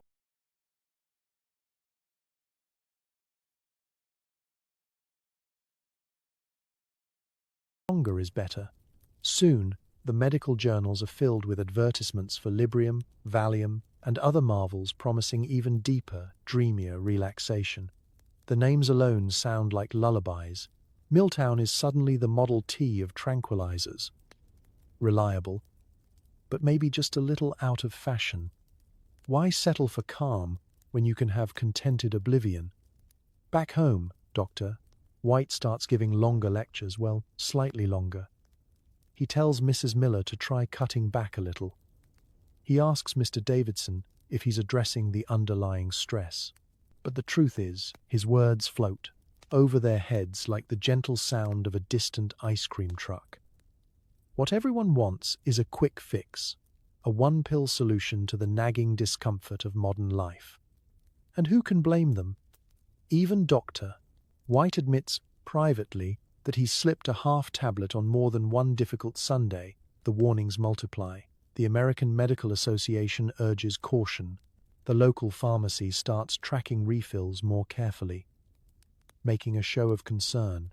But for every warning, there's a new article or glossy magazine ad extolling the virtues of a calm, happy family, made possible by the miracles of science. So the cycle continues. More pills, more prescriptions, more gentle warnings tucked inside the bottle, usually discarded along with the packaging. Doctors grumble, patients smile, and the pharmacy shelves gleam with new possibilities. And as for Dr. White, he sighs, locks up his prescription pad, and wonders if there's a pill for doctors who worry too much. But in the end, as long as everyone's calm and no one's reading the fine print, the world spins on, slightly slower, slightly softer, and just a little bit more sedated than before.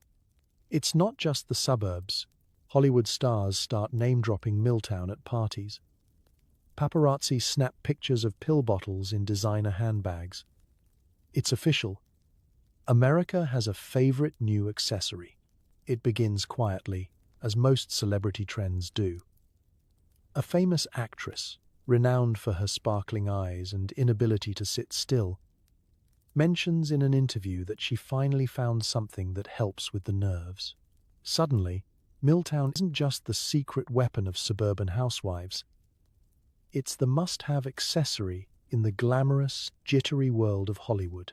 Picture it: a poolside party in Beverly Hills, the air thick with Chanel No. 5, laughter, and the sound of ice cubes rattling in crystal glasses. Someone's talking about their latest movie. Someone else is waxing poetic about the existential void of fame. But the real conversation is happening in quiet corners and powder rooms. "Oh, darling, you simply must try it," breathes a starlet, sliding a discreet bottle across the marble countertop. "I haven't been this calm since I found out my agent was stealing my shoes." Soon, gossip columnists catch on.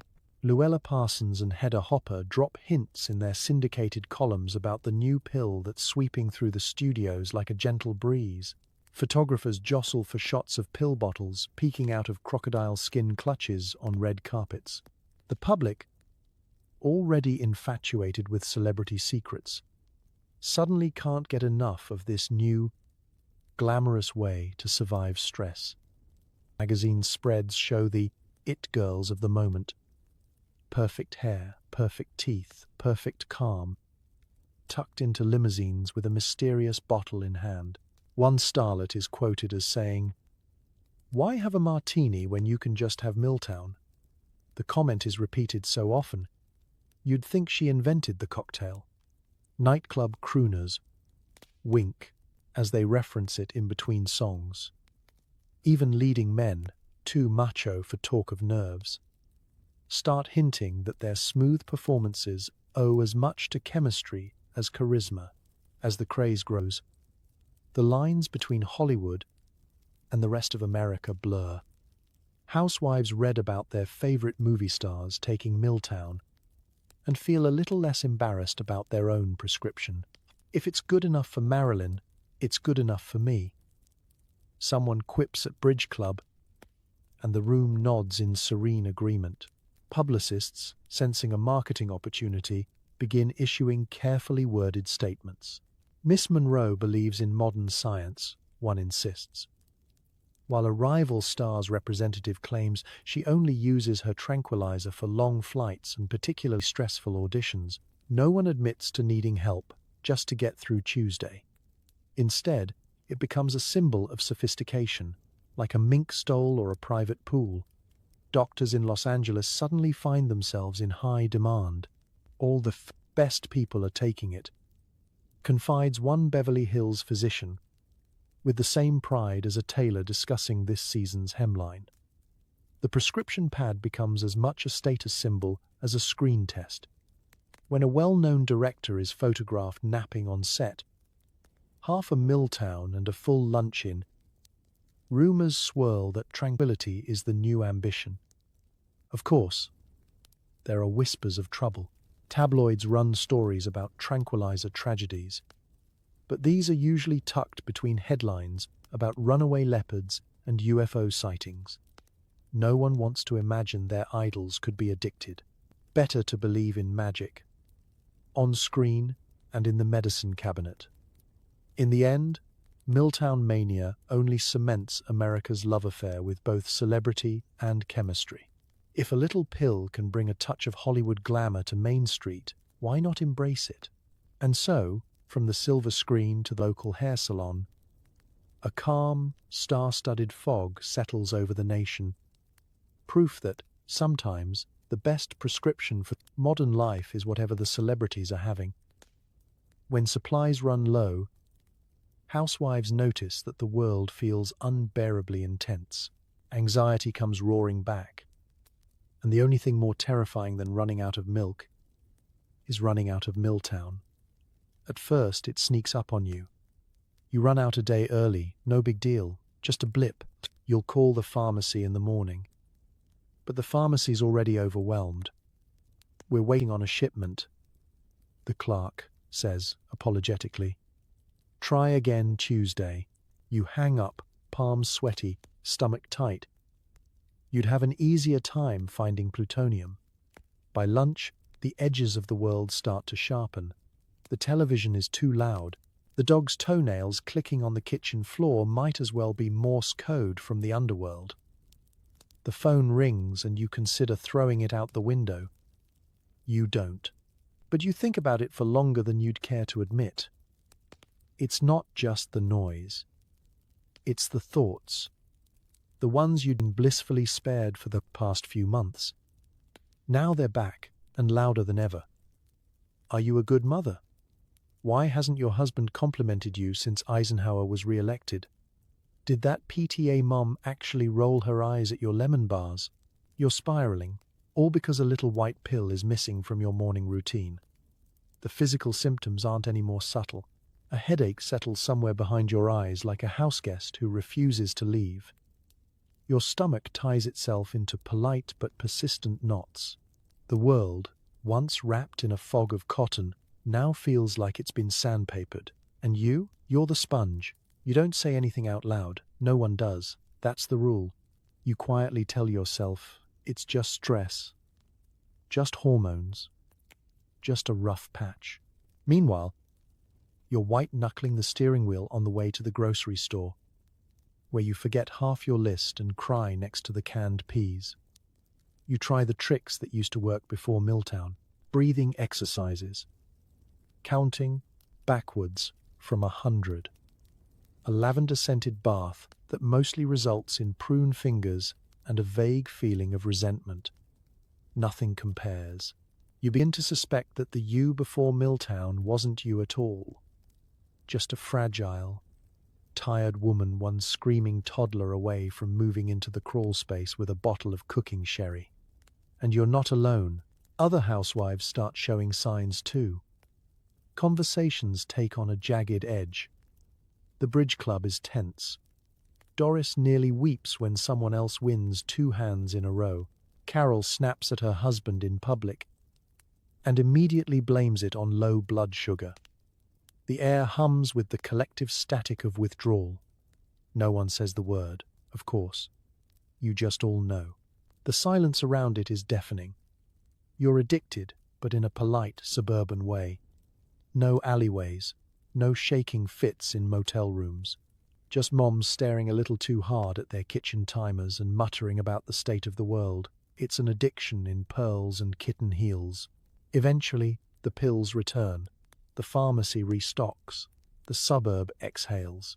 You take your tablet with your morning coffee, and 20 minutes later, the walls stop closing in. You can hear birds again. The canned peas don't seem so offensive. But now you know. You know what it feels like to be without it. And the knowledge lingers.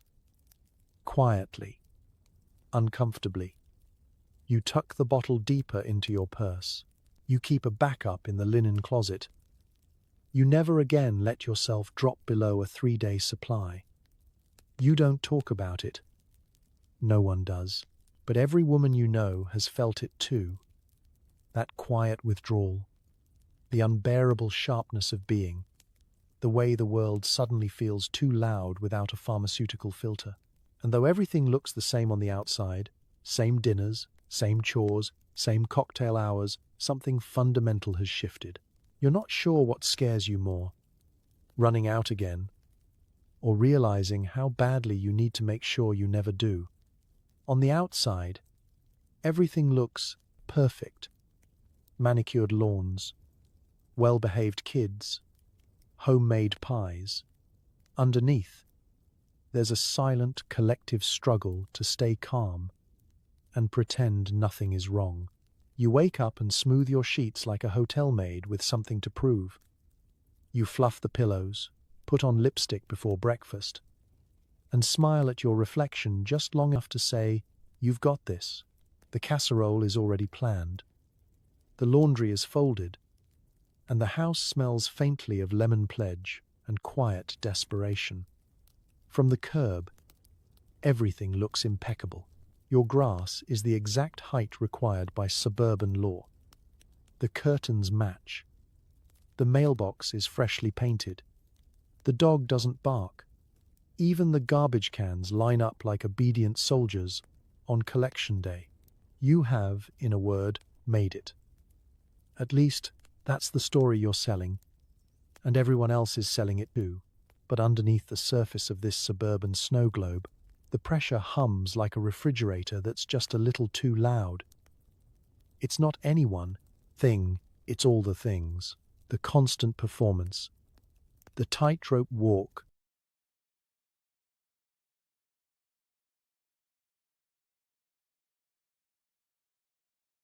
between appearances and reality, the need to smile while your insides quietly scream, "I haven't felt truly calm since Truman left office." Your neighbors seem to be doing fine. Carol still waves from her porch, hair done, pearls on, cocktail in hand, at 3 p.m. Doris just hosted a garden party where no one spoke above a whisper, and everyone admired the finger sandwiches shaped like tiny swans. But you saw the tremble in her hand when she poured the tea. You saw how she avoided eye contact when someone complimented her hydrangeas. Because deep down, you all know, this perfection is fragile. It's not just the house that's curated. You curate your emotions too. Sadness is reserved for funerals. Anger gets stored in the guest room closet, behind the board games. You're allowed to be tired, maybe a bit overwhelmed, but never truly undone, never messy, never real. You hold it all together with a smile, a sponge cake, and just enough Miltown to dull the sharpest edges of modern womanhood. When things do slip, it's subtle. A pie burns, and no one mentions it. A child throws a tantrum at the supermarket, and the mother's expression never changes. A neighbor forgets your name, and you all pretend it's because she's just busy and not quietly unraveling. Everyone participates in the grand charade, like polite guests at a dinner party where the food is terrible, but no one dares complain. It's not that anyone's being dishonest. It's more like you've all entered a pact of collective silence. You've agreed to keep smiling, to keep dusting, to keep making tuna casseroles no one really likes. Because the alternative, admitting that you're not okay, feels unthinkable, or worse, impolite. You tell yourself it's fine, you're lucky. You have a home, a family, a fridge full of Jell-O molds, and at least 3 gelatin-based salads in rotation. What more could you possibly want? But the question lingers, quiet and treacherous. Is this what fine is supposed to feel like? And so, the struggle continues, beautifully disguised in gingham aprons and pastel Tupperware, a ballet of emotional repression and social obligation, where every pirouette is sponsored by a mild tranquilizer and a forced laugh. You keep showing up, keep hosting, keep complimenting your neighbor's lawn like it matters, because this is what's expected, and expectations in the suburbs are everything. Behind every picket fence is a woman holding her breath. Behind every pie crust, a quiet ache.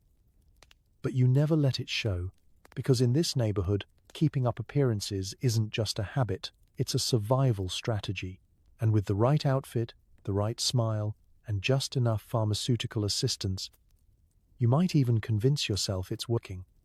By the late 1960s, Miltown starts to fade as new drugs arrive. The housewives move on. The doctors forget. But the collective memory of chemical calm lingers, tucked in the back of every medicine cabinet. It doesn't happen all at once. No sirens, no headlines, no public service announcements warning the masses that the era of pharmaceutical peace was coming to an end. One day, Miltown was the darling of dinner parties. The next, it was the ex no one mentioned, still in the neighborhood, still lingering in a drawer, but quietly replaced with something younger, stronger, and less passé. The medical journals, which once barely raised an eyebrow at the idea of tranquilizer as lifestyle, start using words like overprescribed and dependence. Suddenly, doctors become hesitant. Have you considered cutting back? They ask, while sliding a brochure for something with a more impressive suffix. Zepam, lamb, or some other modern syllable that promises deeper calm with fewer raised eyebrows. Librium steps in, like Miltown's cooler, edgier cousin. Then comes Valium, sleeker, smoother, advertised with more professional flair. Miltown, once the suburban miracle, is now a relic of a more innocent chemical romance. The pharmacy shelves still stock it for a while, but it's quietly nudged to the back, like canned ham after a brief flirtation with fondue. But if Miltown was fading in the public eye, it wasn't fading from memory. Not for the women who'd quietly rearranged their lives around it. For them, the pill had been more than medicine. It was ritual, armor, a quiet ticket out of the never-ending demands of domestic bliss. To move on from it wasn't just about switching brands. It was about saying goodbye to an entire way of coping. Some women made the shift seamlessly. New pill, same result, slightly updated label. Others weren't so lucky. Miltown had been mild, predictable, like a dependable friend who helped you host a dinner party without crying into the ham glaze. The new drugs felt different, stronger, less forgiving. There were whispers of side effects. Stories passed around Tupperware tables about women who got lost in the dosage, who traded their soft calm for a kind of fog that didn't lift for days. And then there were the doctors, those formerly generous men with their endless prescription pads, now suddenly concerned. Where once a sigh earned you a refill, now there were questions. Have you tried yoga? Maybe more fresh air? Let's see how you do without it for a while. The betrayal was palpable. Hadn't they been the ones handing it out like after-dinner mints? Now they spoke like they'd just discovered emotions were natural. Rude. As the 60s gave way to the 70s, society shifted. Housewives became working women. Aprons were swapped for briefcases. The conversation moved from how to stay calm to how to stay awake. And a different pharmaceutical era dawned. One built on stimulants, ambition, and self-help mantras in blocky paperbacks. But in the quiet corners of suburban bathrooms, the old orange Miltown bottle remained,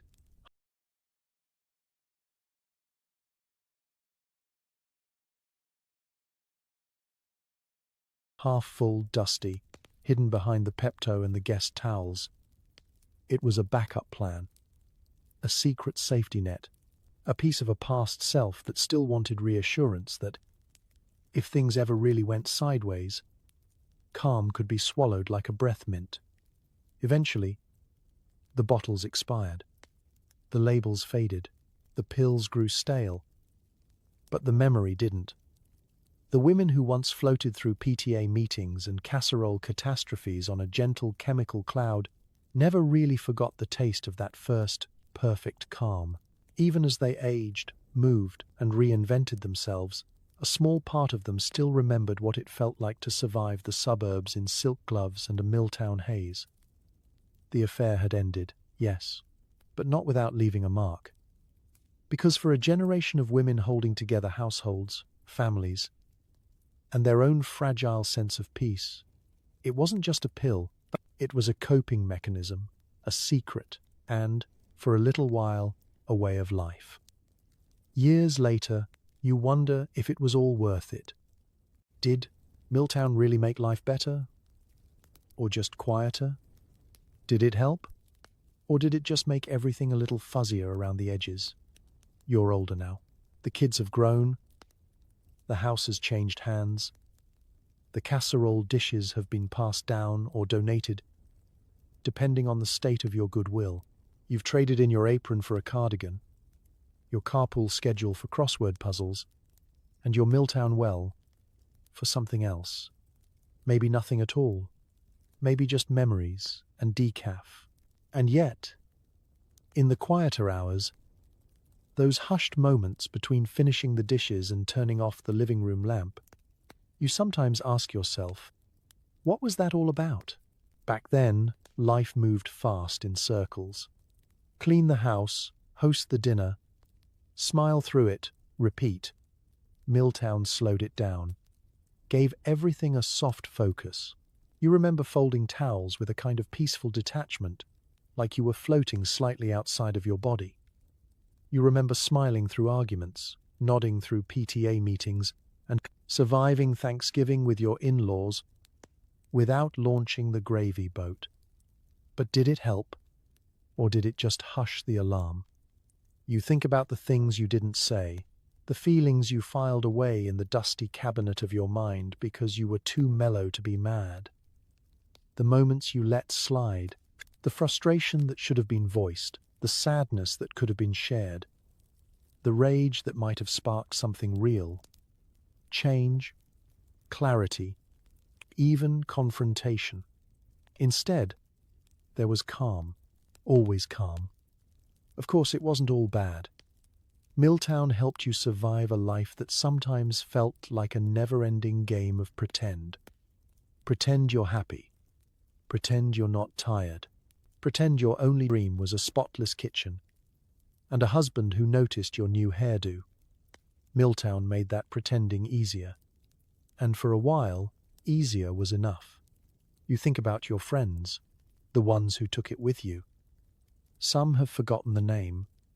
Others remember the dosage by heart. A few still have the prior. How AT.2 bottle in their medicine cabinet. Empty, but kept like a keepsake. A souvenir from a strange trip no one fully admits to taking. When you get together now, you talk about grandkids, retirement plans, arthritis. But sometimes, after the second glass of wine, someone will say it. Do you remember Miltown? And you all nod, like veterans of a very quiet war. You wonder what might have happened if no one had handed you that first pill. Would you have screamed? Walked out? Started painting again?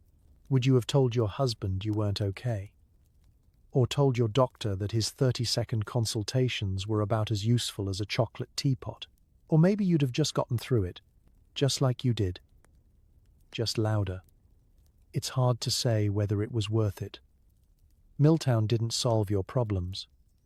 It softened them. It took the edges off your life and left you staring out the window a little longer than necessary. You didn't find enlightenment. You found silence. But maybe silence was enough.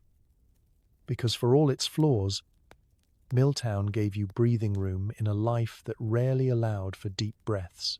It gave you a way to float above the chaos, if only temporarily, and pretend, for a while, that everything was under control. And now, decades later, you can finally say it out loud, even if just to yourself. It wasn't perfect, but it helped you cope. And sometimes, surviving is more than enough. So was it worth it?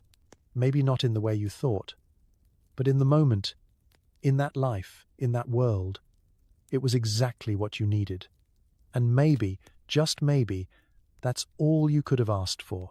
And now here you are, in the 21st century, with better mental health care, more choices, and the ability to Google side effects before you swallow anything.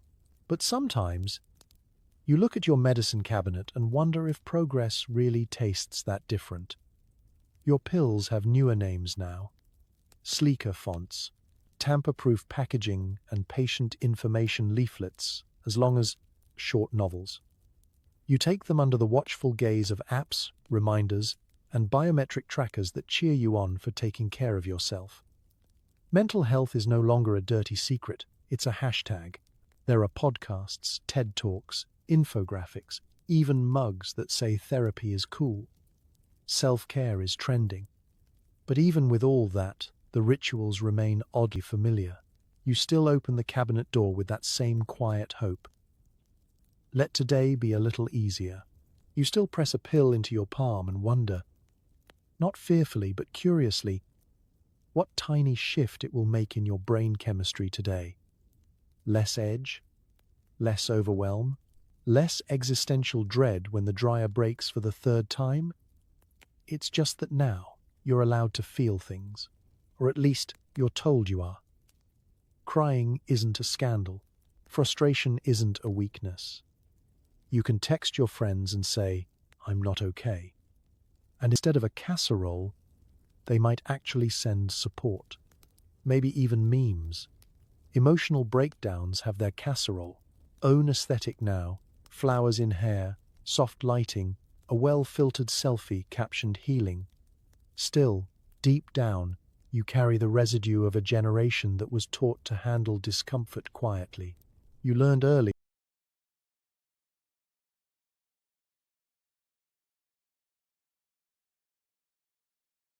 that calm was currency, and showing struggle was impolite.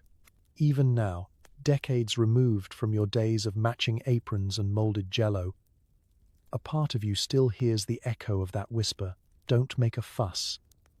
And maybe that's why you sometimes hesitate, not with judgment, just reflection. You see your current medications lined up in color-coded organizers, the product of real diagnoses, real conversations, real science. But part of you still feels like that 1950s woman in kitten heels, calmly vacuuming the rug while a storm raged behind her eyes. Because while medicine has advanced, the pressure hasn't disappeared, it's just morphed. Now you're expected not only to cope, but to thrive, be productive, be present, be centered, be grateful.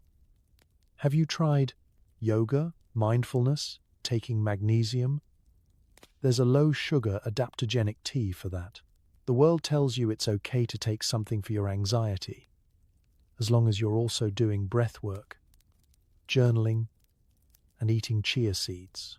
You're supported, yes, but also gently reminded that you should be actively working toward not needing any of this in the first place. It's not addiction, it's a temporary tool. That's the new polite way to say it. So you count your blessings and your bottles. You're grateful that you can see a therapist without whispering, that your doctor actually asks how you're sleeping, that you can walk into a pharmacy without shame. But you're also aware that, for all the progress, the longing hasn't changed much. The longing to feel okay, to not be afraid of your own mind, to get through the day with just a little more ease. Maybe the pills taste different, maybe they don't. But you understand now what your younger self never did. It's not weakness, it's survival. It's choosing to keep going, whatever that looks like. So, as you sip your herbal tea, check your reminders, and line up tomorrow's pills like responsible little soldiers. Give yourself a moment of peace. Not the chemically muted kind, but the earned kind. The kind that says, you've lived, you've learned, and you're still here. And maybe, just maybe, that's what real progress feels like. Not perfect, but present. Not numb, but awake. Quiet, yes. But this time, on your own terms. You flip open Ladies' Home Journal, hoping for household tips and emotional rescue. The advice columns have answers for everything, especially if everything is solved by a brisk walk, another casserole, or, inevitably, just taking a Miltown and thinking happy thoughts. Self-help, 1957 edition. Try breathing. If that doesn't work, call your doctor. You settle into the couch, a modestly floral pattern supporting your spine and your sense of duty. The kids are napping or possibly duct-taped to the TV set. And for once, no one is screaming about sandwich crusts. It's the perfect moment for your favorite indulgence, flipping through the latest issue of Ladies' Home Journal and seeking wisdom from women with better hair and fewer dark thoughts. There's a woman on the cover smiling like her mixer just gave her a foot rub. Inside, the advice columns greet you like an old friend with suspiciously good posture. Dear Ellie, begins one letter. My husband doesn't notice me anymore. I feel invisible. Ellie's response, try a new lipstick, cook his favorite dinner, and most importantly, get some rest. Oh, and ask your doctor about Miltown. Just a little something to take the edge off, she writes, breezily, as if the edge were a paper cut. and not a yawning void of existential despair. Another letter complains of mood swings, tension, fatigue. You nod, identifying every single symptom. Ellie recommends a daily walk and thinking positive thoughts. Maybe a new hobby, quilting perhaps, or learning French, or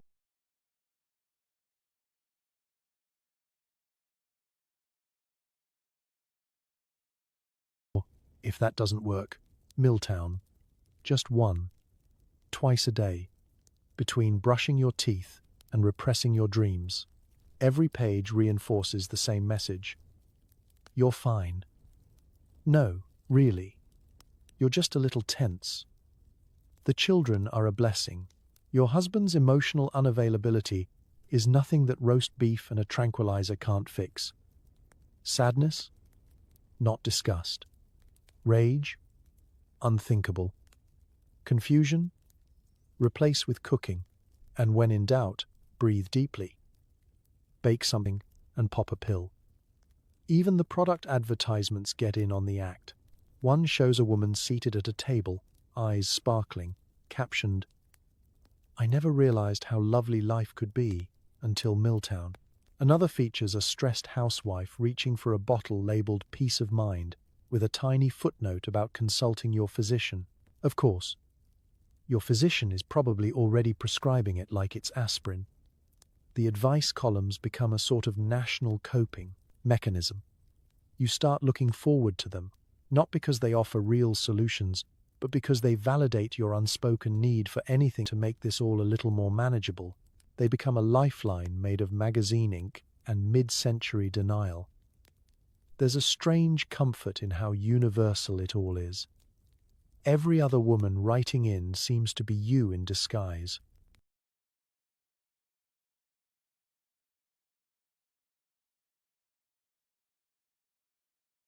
Their problems echo your own.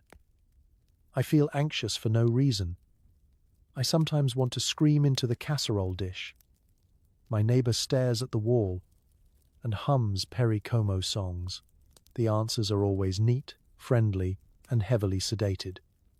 But you begin to notice the undercurrent. The way the advice never actually suggests change, never encourages speaking up, never hints that maybe, just maybe, it's not you that needs fixing, but the entire structure you're drowning in. The articles soothe, but they don't solve. They tell you how to survive, but not how to feel seen. You finish the column, fold the magazine closed, and smooth out your skirt. You still feel a little off, but at least you're not alone in your offness. You have Ellie, the other letter writers, and that bottle in your purse. It's not empowerment, but it'll get you through Tuesday. And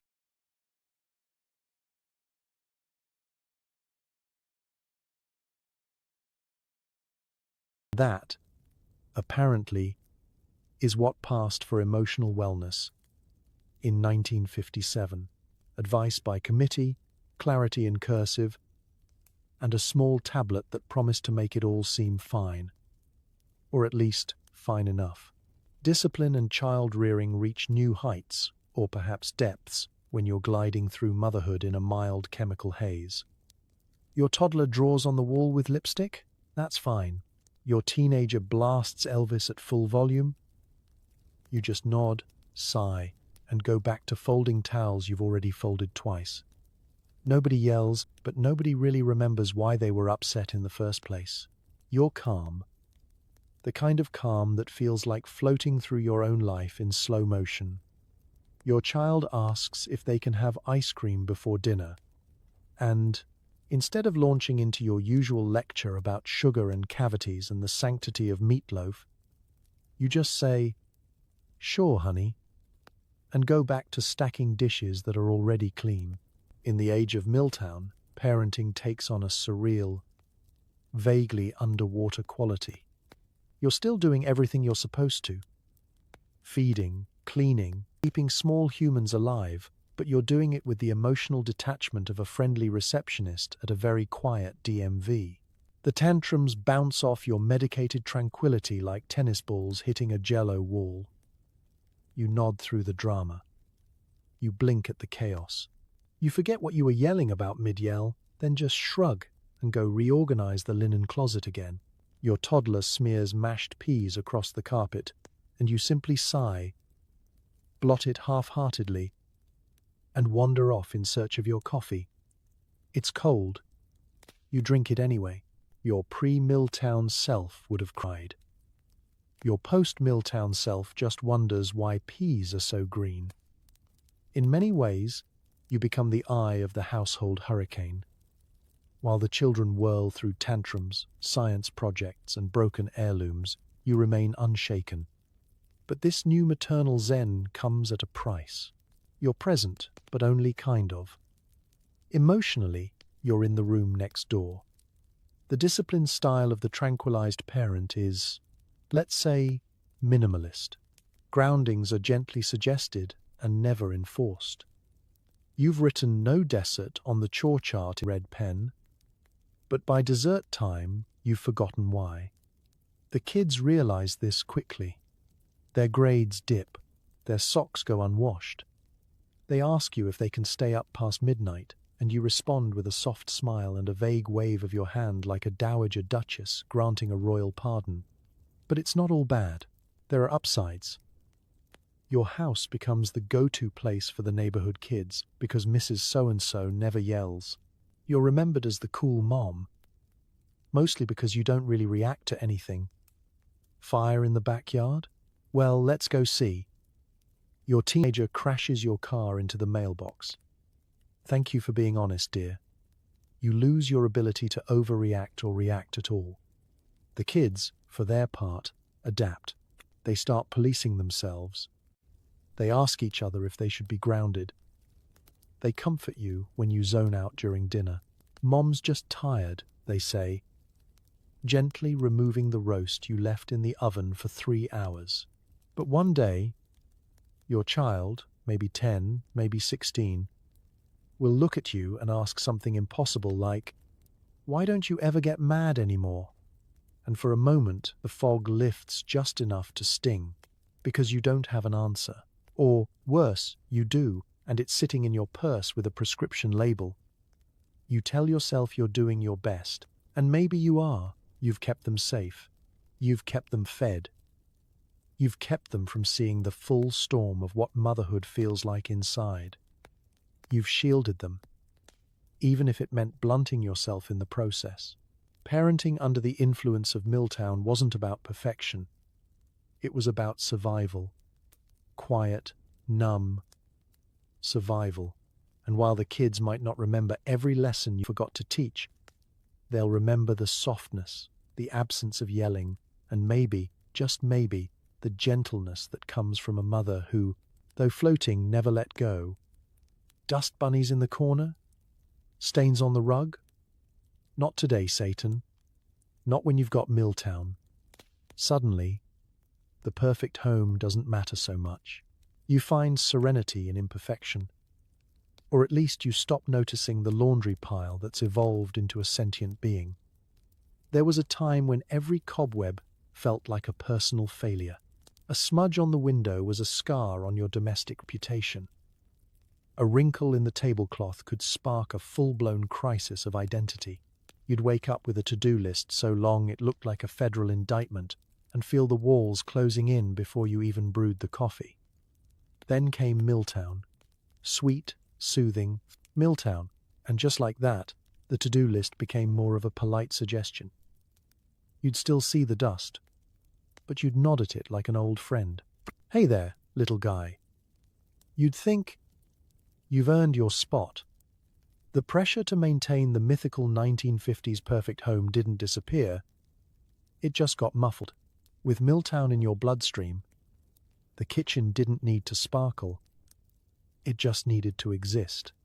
You stopped polishing the silver and started accepting that maybe the good china was cursed anyway.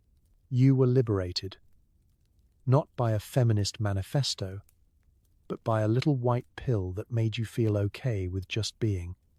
Housework still got done, eventually. But the urgency dissolved. Instead of frantically scrubbing the grout with a toothbrush while muttering about your in-laws, you gently wipe a counter, get distracted by a radio jingle, and then spend 20 minutes staring peacefully at a plant. Productivity slowed, but so did your blood pressure. You weren't lazy, you were tranquil. The laundry piled up like a woolen Mount Everest, and instead of scaling it with rage, you simply added another towel to the summit and kept walking. The vacuum stayed in the closet. The ironing board went on sabbatical. You didn't forget these chores existed. You just stopped giving them enough power to ruin your day. It was, in a way, revolutionary, subversive, a quiet middle finger to the relentless pressure of domestic perfection. You were supposed to care deeply about your flaws. Instead, you found yourself watching the sunbeam hit the living room rug and thinking, that stain sort of looks like Nebraska. This mellow disregard didn't just affect how you cleaned, it changed how you judged. You stopped side-eyeing your neighbor's overgrown flower beds. You no longer cared that Doris's wallpaper was peeling, or that Carol's living room looked like a hostage situation staged by her throw pillows. You were all just doing your best, and suddenly, doing your best didn't have to include bleaching grout at 9 p.m. Even your inner voice softened. That relentless narrator who used to criticize every chore left undone. She took a nap. You stopped defining your worth by the shine of your stovetop. You were calm. You were grounded. You were completely unbothered by the Cheerio colony that had claimed the space under the couch. Of course, this newfound peace had its downsides. Guests occasionally raised eyebrows. Your mother-in-law suggested, gently, that standards seemed to have slipped. You nodded and offered her a slice of banana bread that may or may not have been 3 days old. You weren't trying to impress anymore. You were trying to survive, and for the first time, you were doing it without apologizing. Housework hadn't gone away. It just became background noise, and in that space where guilt used to live, you found something resembling actual peace. The house wasn't perfect, but you were okay. And for a woman whose entire worth used to hinge on whether or not her baseboards sparkled, that was no small thing. Miltown didn't clean your house, but it cleaned out the part of your brain that cared way too much about whether the throw pillows were symmetrically fluffed. And honestly, that might have been the most liberating dust bunny of all. Book clubs used to be about Jane Austen. Now, half the discussion revolves around who's on Miltown, who prefers natural remedies, and whether it's socially acceptable to swap pills the way you'd swap cookie recipes. By the end of the night, nobody remembers what the book was about. But everyone feels very agreeable. You arrive with your copy of Pride and Prejudice in one hand and a plate of lemon bars in the other. But deep down you already know. No one's here for Darcy. Not really. He might get mentioned once, somewhere between the second glass of wine and the third serving of gelatin salad. But the real discussion, the real interest, is what's clinking in everyone's purse. It starts innocently enough. Someone casually mentions that the kids have been a handful lately. Another sighs dramatically and mutters something about her husband forgetting what a hamper is. Then comes the magic phrase, said with a knowing look, "You know what's been helping me?" Boom. The floodgates open. I've been on Miltown since Easter, and honestly, I vacuumed the entire den without screaming once. Oh, I tried that. Gave me headaches. Now I'm on this new one my sister's doctor recommended. Much smoother. I don't take anything, says one woman with a touch of martyrdom in her voice. I prefer herbal tea and prayer. The room nods politely, but no one makes eye contact. You all know she cried in the bathroom during the last PTA bake sale. The debate begins. Miltown versus chamomile, prescription versus natural. Who has the better doctor?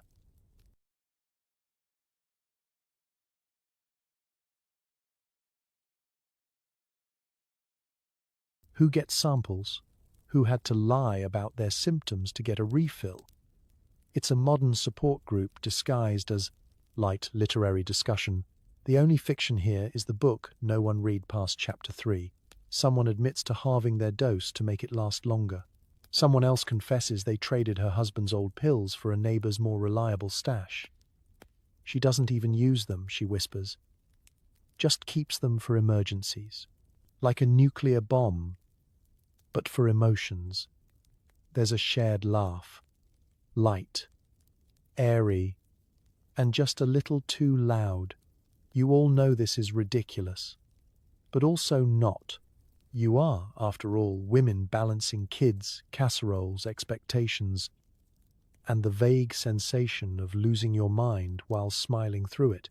It becomes clear that to pill or not to pill isn't really the debate. The real question is, how are we surviving this version of womanhood? Some choose pills, some choose prayer, some choose denial, and a really aggressive cleaning schedule. But everyone's coping, somehow. By dessert, the conversation has looped so many times no one can remember what side they were on.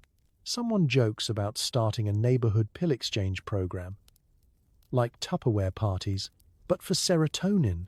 You laugh, but you also briefly consider how that might work. As the evening winds down, someone tries to steer the conversation back to the book. So, what did we think of Lizzie Bennet? A long pause, blank stares.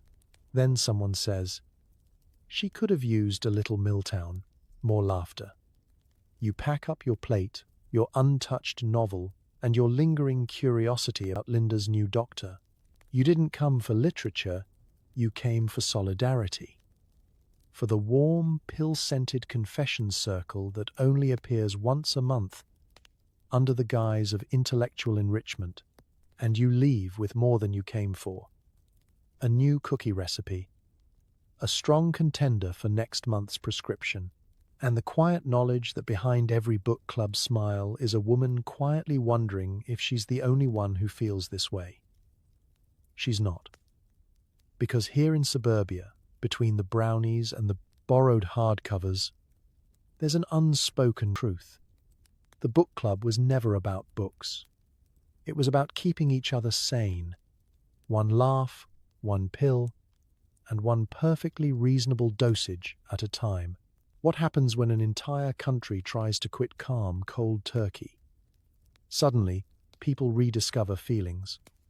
Anxiety comes back in style. Therapy makes a comeback.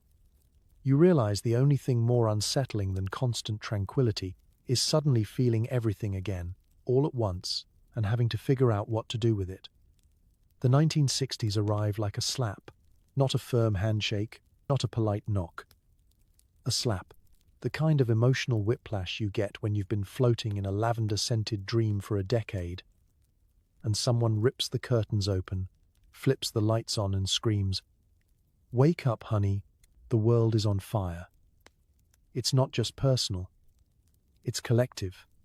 The entire country, housewives, husbands, celebrities, college kids, is experiencing the emotional equivalent of a detox.